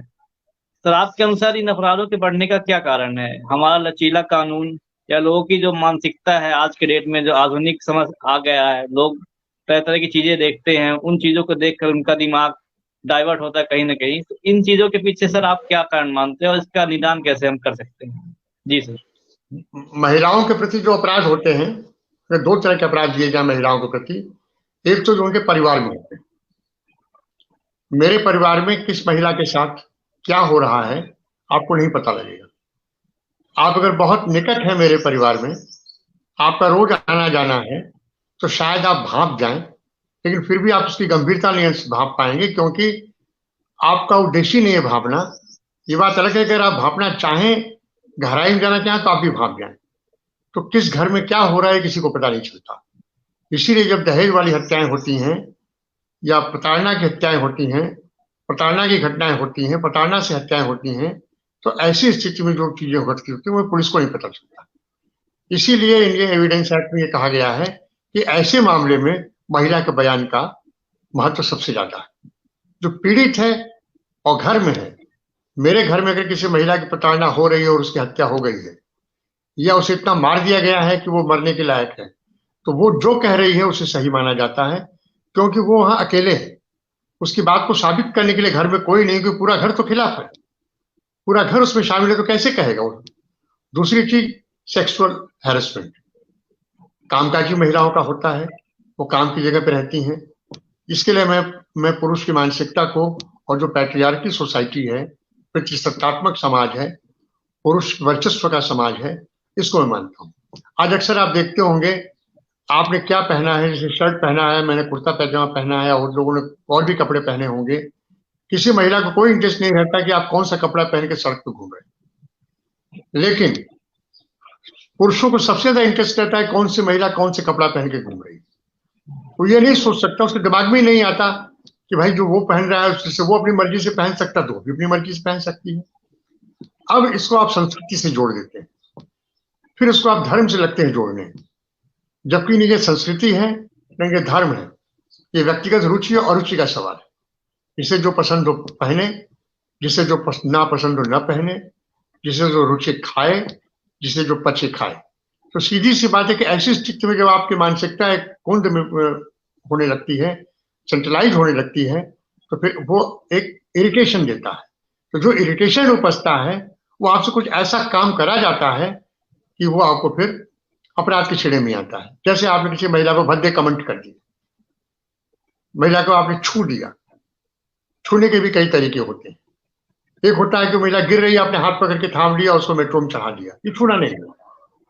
छूना है कि आप जबरदस्ती कुछ ऐसी जगहों पर छू रहे हैं जिसको इरिटेशन लगता है, वो एक अपराध हुआ। समाज का भी अपराध है, नैतिक अपराध भी आप उसको मान लीजिए, कानून अपराध भी अब हो गया है। घूरना, स्टेरिंग, आप नहीं पहचान रहे हैं, जब आप पहचाने दृष्टिकोण से नहीं देख रहे हैं, ऐसे ही घूरे चले जा रहे हैं, ये भी एक अपराध हो गया। बिल्कुल आपके मन में क्या पल रहा है आप बताएं, लेकिन मनोवैज्ञानिक बताएंगे आपके मन में कुछ ना कुछ पल रहा है। क्या पल रहा है कि आप अनकंफर्टेबल महसूस कर रहे हैं, आप उसको पहचान नहीं रहे हैं।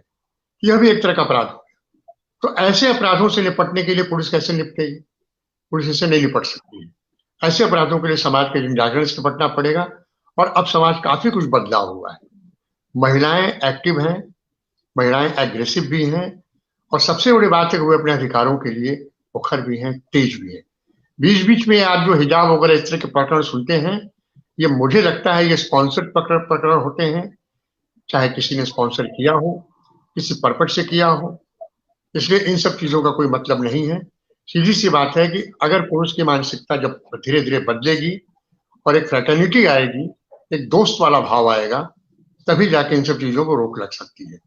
अब रहा सवाल पुलिस की कार्रवाई का, तो इन सब चीजों के बारे में जब मुकदमे कायम होते हैं, तो महिला की गवाही सबसे महत्वपूर्ण मानी जाती है। यहाँ भी एक पेच है। महिला अगर अपने उत्पीड़न की खबर लेकर थाने जाती है, तो पहले उसी सवाल होता है। ये सवाल इसलिए नहीं होता कि हम उसको तंग कर रहे हैं, ये सवाल इसलिए होता है कि हमें सच भी जानना है। जब हम सच नहीं जानेंगे तो हम आगे बढ़ेंगे कैसे? तो बहुत लोग इस सवाल जवाब को भी एक इरिटेशन, उनकी दरोगा जी ने बहुत सवाल पूछा। दरोगा जी सवाल नहीं पूछेंगे तो फिर अपराध की तह में कैसे जाएंगे? वो पोस्ट ऑफिस नहीं है कि आपने लिख दिया, उन्होंने कागज रख लिया और फिर अपनी बात की। जब जांच होगी तो पूछताछ होगी, पूछताछ होगी तो गिरफ्तारी भी होगी, गिरफ्तारी होगी तो और पूछताछ होगी, कुछ सामान गया तो उसकी बरामदगी भी होगी, मोबाइल से अगर कुछ मैसेज गया तो उसको रिकवरी होगी। ये सब तमाम चीजें एक प्रोसेस है। तो पुरुष मानसिकता और महिला मानसिकता के बीच तारतम्य के बीच सबसे बड़ी जरूरी है कि पुरुष को ये सोचना पड़ेगा कि वो आज जिस समाज में रह रहा है 2022 में, ये मध्यकाल का समाज नहीं है। ये उस पीरियड का समाज नहीं है जिस पीरियड में हमारे यहाँ रेनेसा हो रहा था। ये समाज बदला है। आज जो पढ़ाई वो पढ़ के आया है, वही पढ़ाई उसकी बहन भी पढ़ रही है, वही पढ़ाई लड़कियां भी पढ़ रही हैं। जिस नौकरी में वो जा रहा है उस नौकरी में लड़कियां भी जा रही हैं। वो आपसे कमतर कहाँ है? कमतर आप अपने दिमाग में आंकते हैं, कमतर वो बिल्कुल नहीं है। तो जिस दिन आप दिमाग से कमतर आंकना शुरू कर देंगे, श्रेष्ठता बोध से मुक्त हो जाएंगे, मिथ्या श्रेष्ठता बोध से, उस दिन चीजें ठीक होने लगेंगी। मेरा फिलहाल यही मानना है। जी सर, अपराधों की जब हम बात करते हैं, चाहे वो महिलाओं के प्रति हो या कोई और व्यक्ति के प्रति, चाहे पुरुष हो या महिला हो, उसमें एक और वर्ग आता है ट्रांसजेंडर। वो आज के समय में इतना पीड़ित हो चुका है कि अगर वो अपनी आवाज उठाना चाहे तो लोग उसके ऊपर तरह तरह के ताने मारते हैं, उसे कई तरह के कमेंट करते हैं। उस विषय में सर आपका क्या कहना है? क्योंकि ये एक बहुत ही संवेदनशील मुद्दा है। इस पे कई लोगों ने चर्चा भी की है, सरकार ने कई कोशिशें भी की है, और अभी ऐसी कौन सी पहल है जो करना बाकी है जिनसे कि उनको भी एक समान अधिकार मिल पाए? उनके साथ भी इस तरह से कई अपराध होते हैं जो सामने नहीं आ पाते, और वो डेली लाइफ में वो अपराध झेलते हैं और उनको उस चीज की आदत पड़ जाती है। जी सर। ट्रांसजेंडर के प्रति जो अपराध है वो वही अपराध है जो कि अन्य लोगों के बारे में है। अपराध में तो उससे लिंग का कोई भेद नहीं है। जिस दफा में हमारे आपके खिलाफ मुकदमे कायम हो सकते हैं, किसी अन्य महिला के खिलाफ मुकदमे कायम हो सकते हैं, उसी धाराओं में उनके खिलाफ भी मुकदमे कायम हो सकते हैं। लेकिन उनके प्रति जो अभी आपने बात कही है, यहाँ भी घूम फिर के वही मानसिकता की बात आती है। ट्रांसजेंडर चाहे बनाए गए हों या जन्मजात हुए हों, वो एक हीन भावना से ग्रस्त हम उनको मानते हैं। ये मुझे लगता है कि उनकी तुलना में हम ही लोग हीन भावना से ग्रस्त हैं। श्रेष्ठता बोध का जो शब्द है वो एक तरीके से हीन भावना की प्रतिग्रंथि है। वो अपना कोई शब्द नहीं है, वो हीन भावना ही है जो आपको उठ के आ जाती है कि आप अपने को बेटर मानने लगते हैं। तो ट्रांसजेंडर के प्रति इधर रवैया बदला है, दुनिया भर में रवैया बदला है, भारत में भी रवैया बदला है। कुछ ट्रांसजेंडर राजनीति में आई हैं, मेयर भी बनी है, अभी भी शायद एक आध जगह हो तो मुझे नहीं पता। गोरखपुर में पहला मेयर ट्रांसजेंडर बनी थी। बहुत सी चीजें ऐसी बदलाव हो रहा है। तो सीधी सी बात है कि आप बदलाव के रूप में अपनी मानसिकता बदलने को कितना तैयार। चौराहों पर दिल्ली में जाइए, कभी कभी ट्रांसजेंडर घेर लेते हैं, कुछ कुछ पैसा मांगते हैं। ये उनका पेशा है, उनका अपना एक गुरु संप्रदाय है, उनकी एक अपनी परंपरा है।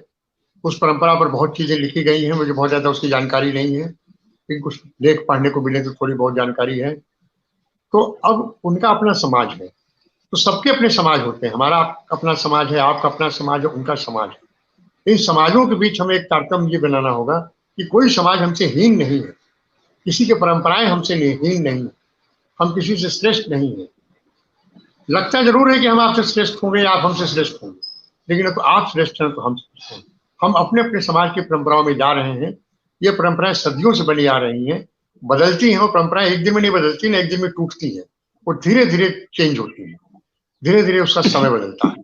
तो हमें ट्रांसजेंडर के प्रति भी यही सहानुभूति रखनी चाहिए कि सहानुभूति शब्द के बजाय बिल्कुल समानता का भाव रखना चाहिए कि आपकी शारीरिक अपंगता चाहे जो भी हो, लेकिन आपकी अन्य चीजें जरूरी है। जैसे आपको भी पेट भरना है, आपको भी जीना है, आपको भी आय का साधन चाहिए, आपको भी समाज में रहना है, आप भी राजनीति में आ सकते हैं, आप नौकरी में भी जा सकते हैं।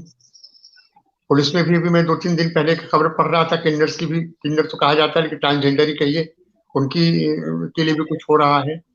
तो अभी जब हम महिलाओं के प्रति ही बहुत ज्यादा कंफर्टेबल नहीं हो पाए हैं, बीच बीच में हम अपना उद्वेग दिखा देते रहते हैं, तो ट्रांसजेंडर के बारे में सोचना थोड़ा जल्दबाजी हो। जी सर, अब जब कोई अपराध होता है और उस पे न्याय मिलने के बीच जो समय लगता है, खासकर हम अगर भारत की बात करें, वो एक काफी ज्यादा समय हो जाता है। कभी कभी तो ऐसा होता है कि जिस व्यक्ति के साथ अपराध हुआ है वो, उसकी उम्र बीत जाने के कारण वो इस दुनिया में नहीं रह पाता है, यानी किसी कारणवश वो इस दुनिया में नहीं रह पाता है। सर हमारा जो सिस्टम है उसको हम कैसे टाइट करके और न्याय को जल्द से जल्द लोगों तक पहुंचा सकते हैं, क्योंकि ये एक बहुत बड़ा मुद्दा है। इसमें कई लोगों के जीवन बीत जाता है, लोगों का पैसा रुपया केस लड़ने में, सरकार से गुहार लगाने में, पुलिस व्यवस्था से गुहार लगाने में बीत जाता है। इन सब चीजों को सर हम कैसे पारदर्शिता ला सकते हैं और कैसे जल्द से जल्द निपटा सकते हैं और लोगों को न्याय दिला सकते हैं? जी सर। ये बहुत बड़ी समस्या है। पुलिस में एक तय सीमा है कि किस केस में आप कितने दिन के अंदर चार्जशीट लगा देंगे गिरफ्तारी होने के बाद। अदालत में ये तय सीमा नहीं है कि कितने दिन में आप सजा दे देंगे। हालांकि फास्ट ट्रैक कोर्ट्स बनी हैं, वो जल्दी निपटारा करती हैं। इसके लिए सबसे जरूरी बात यह है कि अदालतों की संख्या बढ़ाई जाए। प्रोसीजर तो ठीक है, प्रोसीजर में कोई कमी नहीं है। मुकदमे दो तरह के होते हैं, एक क्रिमिनल केसेस, एक सिविल केसेस। जो सिविल केसेस का जो प्रोसीजर है वो लंबा है, उसमें कई तरह के पेच होते हैं। उसमें तो बाप ने मुकदमा किया और पोता शायद फैसला सुने, लेकिन क्रिमिनल केस में ऐसा नहीं है। अभी सुप्रीम कोर्ट ने फास्ट ट्रैक कोर्ट बढ़ाने के लिए कहा है। क्या फास्ट ट्रैक कोर्ट में कुछ केसेस की सुनवाई करें, बीच में एमएलए एमपीज के कोर्ट के लिए कहा है। दूसरी चीज यह है कि जब मुलजिम फंसने लगता है तो वकील समय लेता है। वकील के समय लेने का कारण, मुलजिम के वकील के समय लेने का कारण ये रहता है वो गवाह पर असर डाल दे कि गवाह तोड़े। गवाह भी गांव का ही आदमी रहता है। आप कहेंगे पुलिस सुरक्षा क्यों नहीं दे पा रही है? सुरक्षा एक ऐसी चीज है जिसे 24 घंटे नहीं दी जा सकती। आपको खुद मजबूत होना पड़ेगा कि आपको डर से दूर रहना पड़ेगा। लेकिन एक ऐसी मनोवृत्ति आ जाती है, गवाह तो अगर वो घर परिवार का है तब तो ठीक, बाहर का गवाह है तो कहता भाई ठीक है, 2 साल 4 साल 5 साल बाद चीजें दिमाग से उतरने लगती हैं तो तात्कालिक गुस्सा तो वो भी खत्म होने लगता है। फिर नए इंटरेस्ट डेवलप हो जाते हैं। वो फंसा रहता है वो भी 10 तरह के सोच सिफारिश लगाता है, भैया जो हुआ सो हुआ, अब जाने दो, हटाओ। जो पीड़ित रहता है वो भी एक स्टेज के बाद कम होने लगता है। तो इन सब चीजों से मुकदमे के डिले पड़ता है। लेकिन एक अच्छी बात यह है कि इधर कुछ रेप के मुकदमों में कुछ अदालतों ने महीने भर के अंदर फैसला किया है। अगर समरी ट्रायल शुरू होने लगे, तुरंत मुकदमे सुनवाई होने लगे, चार्जशीट जाने के बाद सेशन ट्रायल होने लगे। पहले होते थे, ऐसा नहीं कि पहले नहीं होते थे। हम लोग की नौकरी में आने के पहले लोग बताते थे कि जब सेशन ट्रायल शुरू होता था तो 15 दिन में खत्म हो जाता था और वो मुख्यालय पर ही सब लोग रहते थे, गवाह वगैरह सब रख के वहीं दरोगा जी बैठे रहते थे। और उसमें कोई एडजमेंट नहीं मिलता था, जो होना 15 दिन में हो गया। लेकिन अब ऐसा नहीं होता है। तो जब अदालतें जल्दी सुनवाई करेंगी, समयबद्ध सुनवाई करेंगी, तो मुकदमों में सजा भी होगी। जो समयबद्ध सुनवाई नहीं की होगी, लोगों के सबूत मिटे ना मिटे वो दिमाग से उतरते चले जाते हैं, बहुत चीजें भूलते चले जाते हैं। और नहीं भी भूलते हैं तो भूलने की आदत आ जाती है, भूलने का भ्रम फैला देते हैं कि सर वो 10 साल पहले की बात है, मुझे याद नहीं।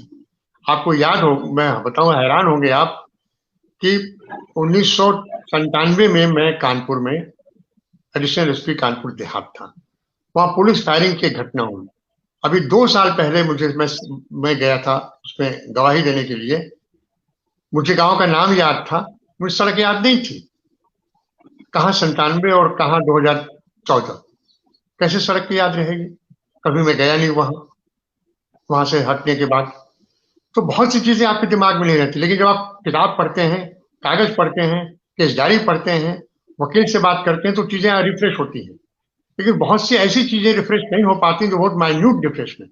लेकिन अगर 97 का मुकदमा 98 में सुना जा रहा हो, 99 में सुना जा रहा हो, तो शायद एक एक चीज मैं बता दूं, क्योंकि कुछ दिन पहले की बात है। तो ट्रायल इन डिले ये बहुत ही अच्छी चीज नहीं है, और इसीलिए कहा गया है delay in justice, denied in justice. Justice delayed, justice denied. अगर देर से न्याय मिलता है तो उस न्याय का कोई मतलब नहीं रहता है। न्याय समय पर ना मिले उसका कोई मतलब नहीं रहता है। ये न्यायपालिका को सोचना हो, न्यायपालिका सोच भी रही। सुप्रीम कोर्ट के बहुत से इस पर आए हैं। यहाँ पर भी एक वही समस्या आती है, नई अदालतों के लिए पैसा चाहिए, सुविधाएं चाहिए, अन्य इंफ्रास्ट्रक्चर चाहिए। सब कुछ जाके वही जुड़ जाता है कि देश की आर्थिक स्थिति कैसी है, कैसे ही उसको बनाना।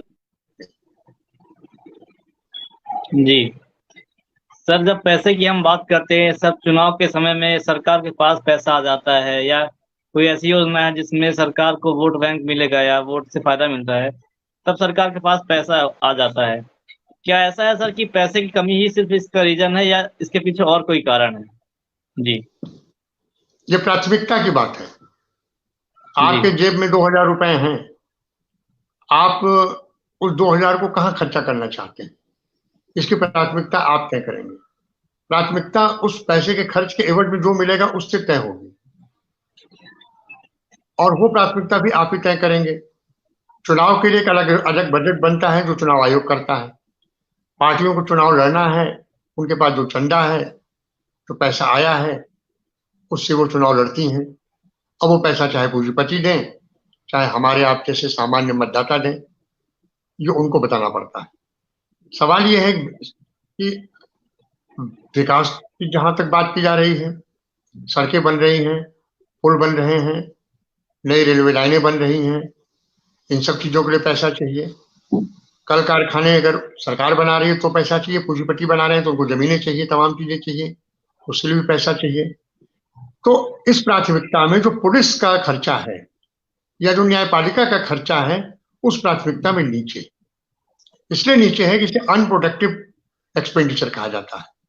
ये इस खर्चे से सरकार को कुछ मिलता नहीं है, सरकार का जाता है। लेकिन अगर आप दूसरी तरफ भी सोचिए, आप कल्पना करिए कि सारे पुलिस थाने बंद हो जाए। कभी कभी लोग कहते हैं कि अपराध है तो पुलिस को हटा देना चाहिए, रोक ही नहीं पा रहे हैं।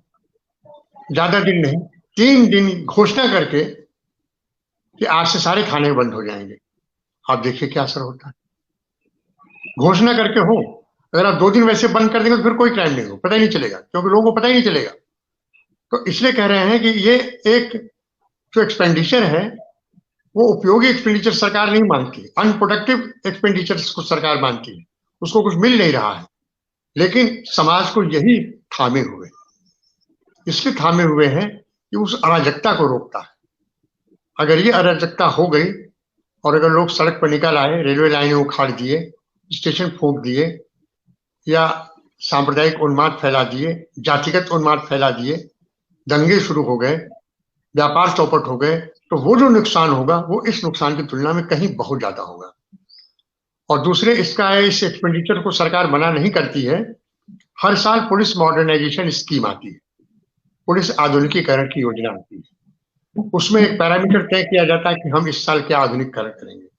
आप जो पुलिस कंट्रोल रूम देख रहे हैं, पुलिस की गाड़ियां देख रहे हैं, अफसरों की गाड़ियां देख रहे हैं, साइबर सेल वगैरह देख रहे हैं, ये उसी निरंतर होते हुए विकास का तरीका है। क्योंकि ये आप लोग इससे जुड़े नहीं हैं, सामान्य तौर पर दिखती नहीं, इसलिए अंदाजा नहीं लगता है, लेकिन पैसा है और काफी पैसा खर्चा भी हो रहा है। न्यायपालिका की स्थिति दूसरी है, उनके यहाँ पुराने मुकदमों के अंबार इतने ज्यादा हैं कि जब तक वो निपटेंगे नहीं तब तक नहीं हो पाएगा। अभी न्यायपालिका भी इसमें इस बार तय कर चुकी है कि हम कैसे कैसे मामलों को पहले निपटाएंगे। जैसे पहले उन्होंने नेताओं के मामले निपटाने शुरू किए, तो महिलाओं के मामले निपटाने शुरू किए, फिर वो हत्या पर आएंगे, हो सकता है ये मामले निपटाने शुरू किए। बहुत सी चीजें ऐसे हैं और उनके यहाँ भी अपना डेट चल रहा है, विचारों कैसे करेंगे। न्यायिक सुधार आयोग इसलिए बनते हैं, प्रशासनिक सुधार आयोग इसलिए बनते हैं। ये बात अलग है कि इनकी बहुत सी सिफारिशें कूड़े में पड़ी रहती हैं, ठंडे बस्ते में पड़ी रहती है, कोई इसे लागू नहीं करता है। दिक्कत यह है कि जो सरकार चला रहा है, जो भी पार्टी सरकार चला रही है, ये जो मुख्यमंत्री है और प्रधानमंत्री है, उसका रुझान किस तरफ है, उसका ओरिएंटेशन किस तरफ। अगर उसका रुझान उद्योग की तरफ है तो उद्योग बढ़ने लगेंगे, उसका रुझान इंफ्रास्ट्रक्चर तो इंफ्रास्ट्रक्चर बढ़ने लगेंगे, उसका रुझान युवकों के हित की तरफ है तो नौकरी के अवसर बढ़ने लगेंगे, उसका रुझान लाइन ऑर्डर की तरफ है तो लाइन ऑर्डर की चीजें बढ़ने लगेंगी, उसका रुझान शिक्षा की तरफ है तो आपको नए नए इंजीनियरिंग, मेडिकल और मैनेजमेंट के कॉलेजेस खुलने दिख जाएंगे। वो उस पर डिपेंड करता है, वो सरकार के उस रुझान पर करता है। लेकिन एक दुर्भाग्य यह है कि इस समय हम जिन भी लोगों द्वारा शासित हैं, मैं इस पर्टिकुलर इस पार्टी की बात नहीं कर रहा हूँ, भारतीय जनता पार्टी या किसी और पार्टी की, इस दौर में जो हमारे जनप्रतिनिधि हैं, चाहे वो किसी पार्टी की भी हो, उनके दिमाग में इस चीज को लेकर कोई आइडिया नहीं है। वो अगर आपका काम करा देते हैं तो यही सोचते हैं कि मैं थाने चल के आपका मुकदमा लिखवा दूं, आप खुश हो जाएंगे। दरोगा जी से कह के आपको मुकदमे से निकलवा दूं, आप खुश हो जाएंगे। दरोगा जी से कह के आपको जो है मुकदमे में फंसवा दूं आपके विरोधी को, आप खुश हो जाएंगे। लेकिन ये नहीं सोचते हैं गांव में स्कूल भी है, प्राइमरी हेल्थ सेंटर भी है, सड़कें भी हैं, लोगों को वहां भी जाना है, डॉक्टर नहीं आ रहा है। इस पर आप बात करते हुए बहुत कम पाइएगा। आप पूछिएगा तो मुस्कुरा देंगे। फिर वो कहेंगे साहब इसको कोई वोट नहीं देता। वोट दे ना दे कोई बात नहीं, लेकिन जो असली काम है, इन असली मुद्दों से आप भटक जा रहे हैं और उन मुद्दों को कह रहे हैं जो व्यक्तिगत रूप से हैं। व्यक्तिगत रूप से अभय कुशवाहा का काम करके अभय कुशवाहा को तो खुश कर सकते हैं, लेकिन उससे पूरा गांव खुश नहीं होगा। तो ये मुद्दे को इसलिए भी उठाना चाहिए, कम से कम मैं सरल भारत से अनुरोध करूंगा कि हम असल मुद्दों पर बात क्यों नहीं करते। असल मुद्दों पर जब तक बात नहीं होगी तब तक न तो युवाओं का भला होगा, न समाज का भला होगा, न समाज में बेहतरी होगी। सड़क है, फ्लाईओवर है, पुल है, ये विकास के साधन हैं, लेकिन इनसे भी बड़ा विकास तब होता है जबकि गांव में हर आदमी का पेट भरे, कायदे से पेट भरे, कुपोषण वाला पेट नहीं, पोषण भोजन की बात कर रहा हूँ। इलाज के लिए दूर न जाना पड़े, कम से कम सामान्य इलाज तो गांव के पीएचसी में उपलब्ध हो ही। बच्चों को कम से कम हाई स्कूल तक की शिक्षा तो गांव के आसपास मिल ही जाए, किताबें मिल जाए, अच्छे टीचर मिल जाए। तो इन सब चीजों को हम विकास मानते हैं। सड़कें वगैरह को विकास के अलग पैरामीटर हैं, और सड़कों बनने से विकास का जो वर्क तैयार होता है उस वर्क में गांव का बहुत लोग नहीं आते। जी सर, शिक्षा का कितना महत्व है किसी भी देश के या किसी भी समाज के विकास में? क्योंकि अगर शिक्षा नहीं होगी तो हम चीजों को जान नहीं पाएंगे, अपने इतिहास को समझ नहीं पाएंगे। हमें किन चीजों की आवश्यकता है उस विषय में हमें जानकारी नहीं होगी, हमारे क्या अधिकार हैं इन विषय पर भी हम नहीं जान पाएंगे। तो सर, शिक्षा का क्या रोल है हमारे समाज में, हमारे जीवन में? जी। हमारे समाज में शिक्षा का रोल आप इसी से समझ लीजिए कि वैदिक काल में जब 4 आश्रम बने थे, ब्रह्मचर्य, गृहस्थ, वानप्रस्थ और संन्यास, तो पहला आश्रम जो था ब्रह्मचर्य, 1 से 25 साल वाला आश्रम जो था, वो आश्रम ब्रह्मचर्य का था। ब्रह्मचर्य का आश्रम क्यों था? ताकि आप अपने इंद्रियों पर नियंत्रण रखते हुए आप अपनी पढ़ाई करें। उन्हें और कोई काम नहीं था, उन्हें पढ़ना था। आप शिक्षित हो, आप जागरूक हो। शिक्षा का मतलब ये नहीं है कि मैं 10 लेख लिख दूं, 10 किताबें पढ़ लूं।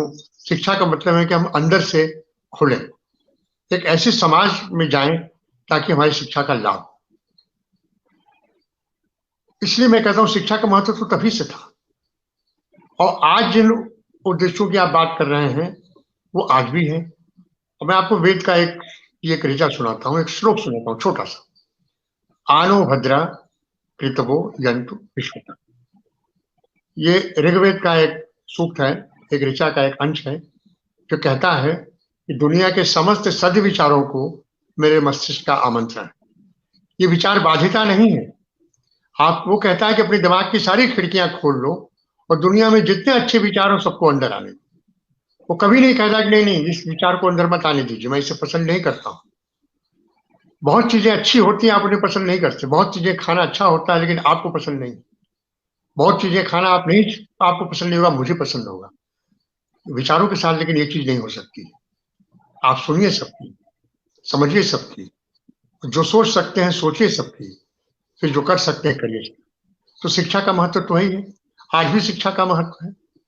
आज शिक्षा का महत्व इतना ज्यादा है कि अगर आप शिक्षित नहीं होंगे तो समाज को समझ नहीं पाएंगे, और जब समाज को समझ नहीं पाएंगे तो अल्टीमेटली आप अपना ही नुकसान करेंगे। मैं तो यही सबसे कहता हूं कि आप लोग पढ़िए और खूब पढ़िए। और पढ़ने का मतलब कोर्स जो आप पढ़ रहे हो तो पढ़िए ही पढ़िए। दुनिया को पढ़िए, दुनिया के इतिहास को पढ़िए, दुनिया की और घटनाओं को पढ़िए। और जब पढ़िए उसे तार्किक ढंग से पढ़िए, उसके बिल्कुल आश्रय होकर न पढ़िए, रोबोट होकर न पढ़िए, सवाल उठाते हुए पढ़िए और सवालों का हल ढूंढिए। तो शिक्षा का महत्व बराबर रहा है और आगे भी रहेगा। और भारत में तब शिक्षा का महत्व था जब यहाँ तक्षशिला यूनिवर्सिटी थी, नालंदा थी, साउथ में थे, हर मंदिरों के साथ संस्कृत विद्यालय थे। संस्कृत विद्यालय इसके थे कि भाषा ही मुख्य वही थी, जुड़े हुए उसी से थे। अंग्रेजी शिक्षा आई तो भारतीयों ने अंग्रेजी शिक्षा जब अपनाया तो उन्होंने उसमें एक से एक धुरंधर पैदा किए। बहुत से ऐसे भी भारतीय हैं जो अंग्रेजी से भी अच्छी अंग्रेजी जानते हैं। ऐसा नहीं है शिक्षा का मतलब। हाँ, वैज्ञानिक प्रगति में जरूर हम आधुनिक काल में थोड़ा पीछे रहे हैं, लेकिन अब उसमें भी काफी आगे बढ़ गए हैं। तो शिक्षा का महत्व तो बराबर रहेगा। जी सर, हमारे कई दर्शक साथी हैं जो कि युवा हैं और किसी विशेष परीक्षा की तैयारी कर रहे हो, चाहे वो सिविल सेवा की हो या अन्य प्रतियोगी परीक्षाओं की तैयारी हो। सर, उनके लिए आपका क्या संदेश देना चाहेंगे आप कि उनको किस तरह तैयारी करनी चाहिए और अपने तैयारी के दौरान और सिलेक्शन के बाद किन चीजों का विशेष ध्यान रखना चाहिए, चाहे वो जीवन की आवश्यकताएं हो या जीवन में उनको इम्प्लीमेंट करना हो या लोगों के साथ व्यवहार की बातें हो। जी सर। अब उनको, हमारे समय हम लोग जब सिविल सेवा की तैयारी करते थे तो हमारे समय कोचिंग नहीं हुआ करती थी। अब कोचिंग है, कोचिंग से सुविधा भी है। अब बहुत सी चीजें कोचिंग में ऐसी मिल जाती हैं जो कि हम लोग को ढूंढनी पड़ती थी। तब हम लोग किसी न किसी टीचर से मदद ले लेते थे, वो हमें पढ़ा देते थे। लेकिन वो फिर टीचर के ऊपर ही डिपेंड करता था वो कब मिलते हैं और कब नहीं मिलते हैं। तो मैं उन लोगों को यही कहूंगा कि आप पढ़िए, और सबसे पहले आप चाहते क्या हैं, किस चीज को पढ़ने में आपकी रुचि है। कभी कभी ये होता है कि हमने समझ लिया कि हमें इस विषय में अच्छे नंबर मिलेंगे और हमारी रुचि उसमें नहीं है, तो हमें अच्छे नंबर नहीं मिलेंगे। जब हमारी रुचि ही नहीं है तो हम उसे पढ़ेंगे कैसे। कभी कभी होता है कि हमारी रुचि अच्छी है और हमें अच्छा भी लगता है और नंबर भी अच्छे मिलेंगे, फिर सोने में सुहागा है। दूसरी चीज है कि इम्तिहान एक युद्ध है, इसमें निराश नहीं होना चाहिए, और ये कंपटीशन है। आपके साथ पढ़ा हुआ, जो आपके बगल में बैठा लड़का है जो पढ़ रहा है आपके साथ कमरे में रह रहा है, वो आपका मित्र दोस्त जरूर है, लेकिन परीक्षा के टेबल पे वो आपका कॉम्पिटिटर है। आप उसे हरा सकते हैं, वो आपको हरा सकता है। कॉम्पिटिटर का मतलब कोई झगड़े वाली बात नहीं कह रहा हूं मैं, क्योंकि कंपटीशन का इम्तिहान यूनिवर्सिटी के एग्जाम की तरह से नहीं है कि आप 60% पा गए तो फर्स्ट क्लास पा गए। वो एक चयन का इम्तिहान है। 8 सीट है, तो 8 सीट के लिए अगर 80 आदमी बैठ रहे हैं तो जाहिर है कि 72 आदमी नहीं आएंगे। अब वो 8 कौन होंगे, तो आपका सबसे कंपटीशन है। तो ऐसी स्थिति में हम लोग इस समय में जो तैयारी करते थे, वो अपनी बहुत चीजें बताते नहीं थे, तो पूछते भी नहीं थे, शेयर करते थे। लेकिन हर आदमी के लिखने की स्टाइल अलग होती है, हर आदमी का प्रश्न चयन अलग होता है, हर आदमी का ओरिएंटेशन अलग होता है। यह है मेरा इसमें बस ये कहना है, दुनिया की हर लड़ाई मनोबल से जीती जाती है और मनोबल से इम्तिहान भी लड़े जाते हैं। तो घबराएं नहीं, मन से पढ़ें और इम्तिहान की तैयारी करें, और रेगुलर डिस्कशन करते रहें आपस में, नई नई चीजों से रहें। अब तो नई नई चीजें ढूंढने के लिए लाइब्रेरी भी जाने की जरूरत नहीं है। सबकी लाइब्रेरियां सबके स्मार्टफोन में है, लैपटॉप पे हैं। आप गूगल कर सकते हैं, लेकिन गूगल में भी सतर्कता बरतनी पड़ती है कि बहुत सा कूड़ा मटेरियल आ जाता है। इसके लिए आप रेफरेंस बुक का भी इस्तेमाल कर सकते हैं। लाइब्रेरी जाना एक अच्छी आदत है। उसकी दो चीजें होती हैं, एक तो जब आप जाते हैं वहां किताबों के बीच में नए लोग मिलते हैं, नई किताबें मिलती हैं, तो आपका मन उलझता है, कमरे से बाहर निकलते हैं तो अच्छा लगता है, और 24 घंटे कमरे में पड़े पड़े फिर एक अवसाद भी आने लगता है। और असफल तो हो जाएंगे, या एक बार भी असफल होंगे तो एक तरह का अवसाद आने लगता है। कुछ तो इस कारण भी आने लगता है, अपने मन के अंदर से उपजता है। कुछ घर वाले अवसाद देने लगते हैं कि फालतू में दिल्ली बैठे पैसा खर्चा कर रहे हैं, पढ़ नहीं रहे हैं। तो बहुत सी चीजें ऐसी हैं जिसको लेके लोगों को होना पड़ता है। तो आप अपना मन कड़ा रखिए, मन स्वस्थ रखिए और पढ़िए, और ये मान के चलिए कि आपका सिलेक्शन होगा। जी सर, बहुत अच्छा लगा आपसे बात करके हमें, और हमें काफी चीजों सीखने को मिली, और हमारे दर्शकों को भी काफी चीज सीखने को मिली होगी, हमें उम्मीद है। सर, समय निकालने के लिए बहुत बहुत धन्यवाद। आज का हम इंटरव्यू यहीं पे समाप्त करते हैं। आपका बहुत बहुत धन्यवाद सर, बहुत बहुत आभार फिर से। तो दोस्तों, ये थे विजय शंकर नहीं, सिंह हमारे साथ, जिन्होंने हमें अपना कीमती समय दिया और पुलिस समाज के बारे में हमें बताया। उम्मीद है सर आपसे फिर से मुलाकात होगी सर। बहुत बहुत धन्यवाद सर। जरूर थैंक यू। जरूर, मुझे खुशी होगी आपके साथ बात करके, मुझे बहुत अच्छा लगा। और जी सर। मैं सारे अपने युवा साथियों को मैं शुभकामनाएं देता हूं कि वो जिस भी पथ पर बढ़ रहे हों उसमें अग्रसर हों, अपने लक्ष्य को प्राप्त करें। धन्यवाद। धन्यवाद सर, बहुत बहुत धन्यवाद सर। Thank you.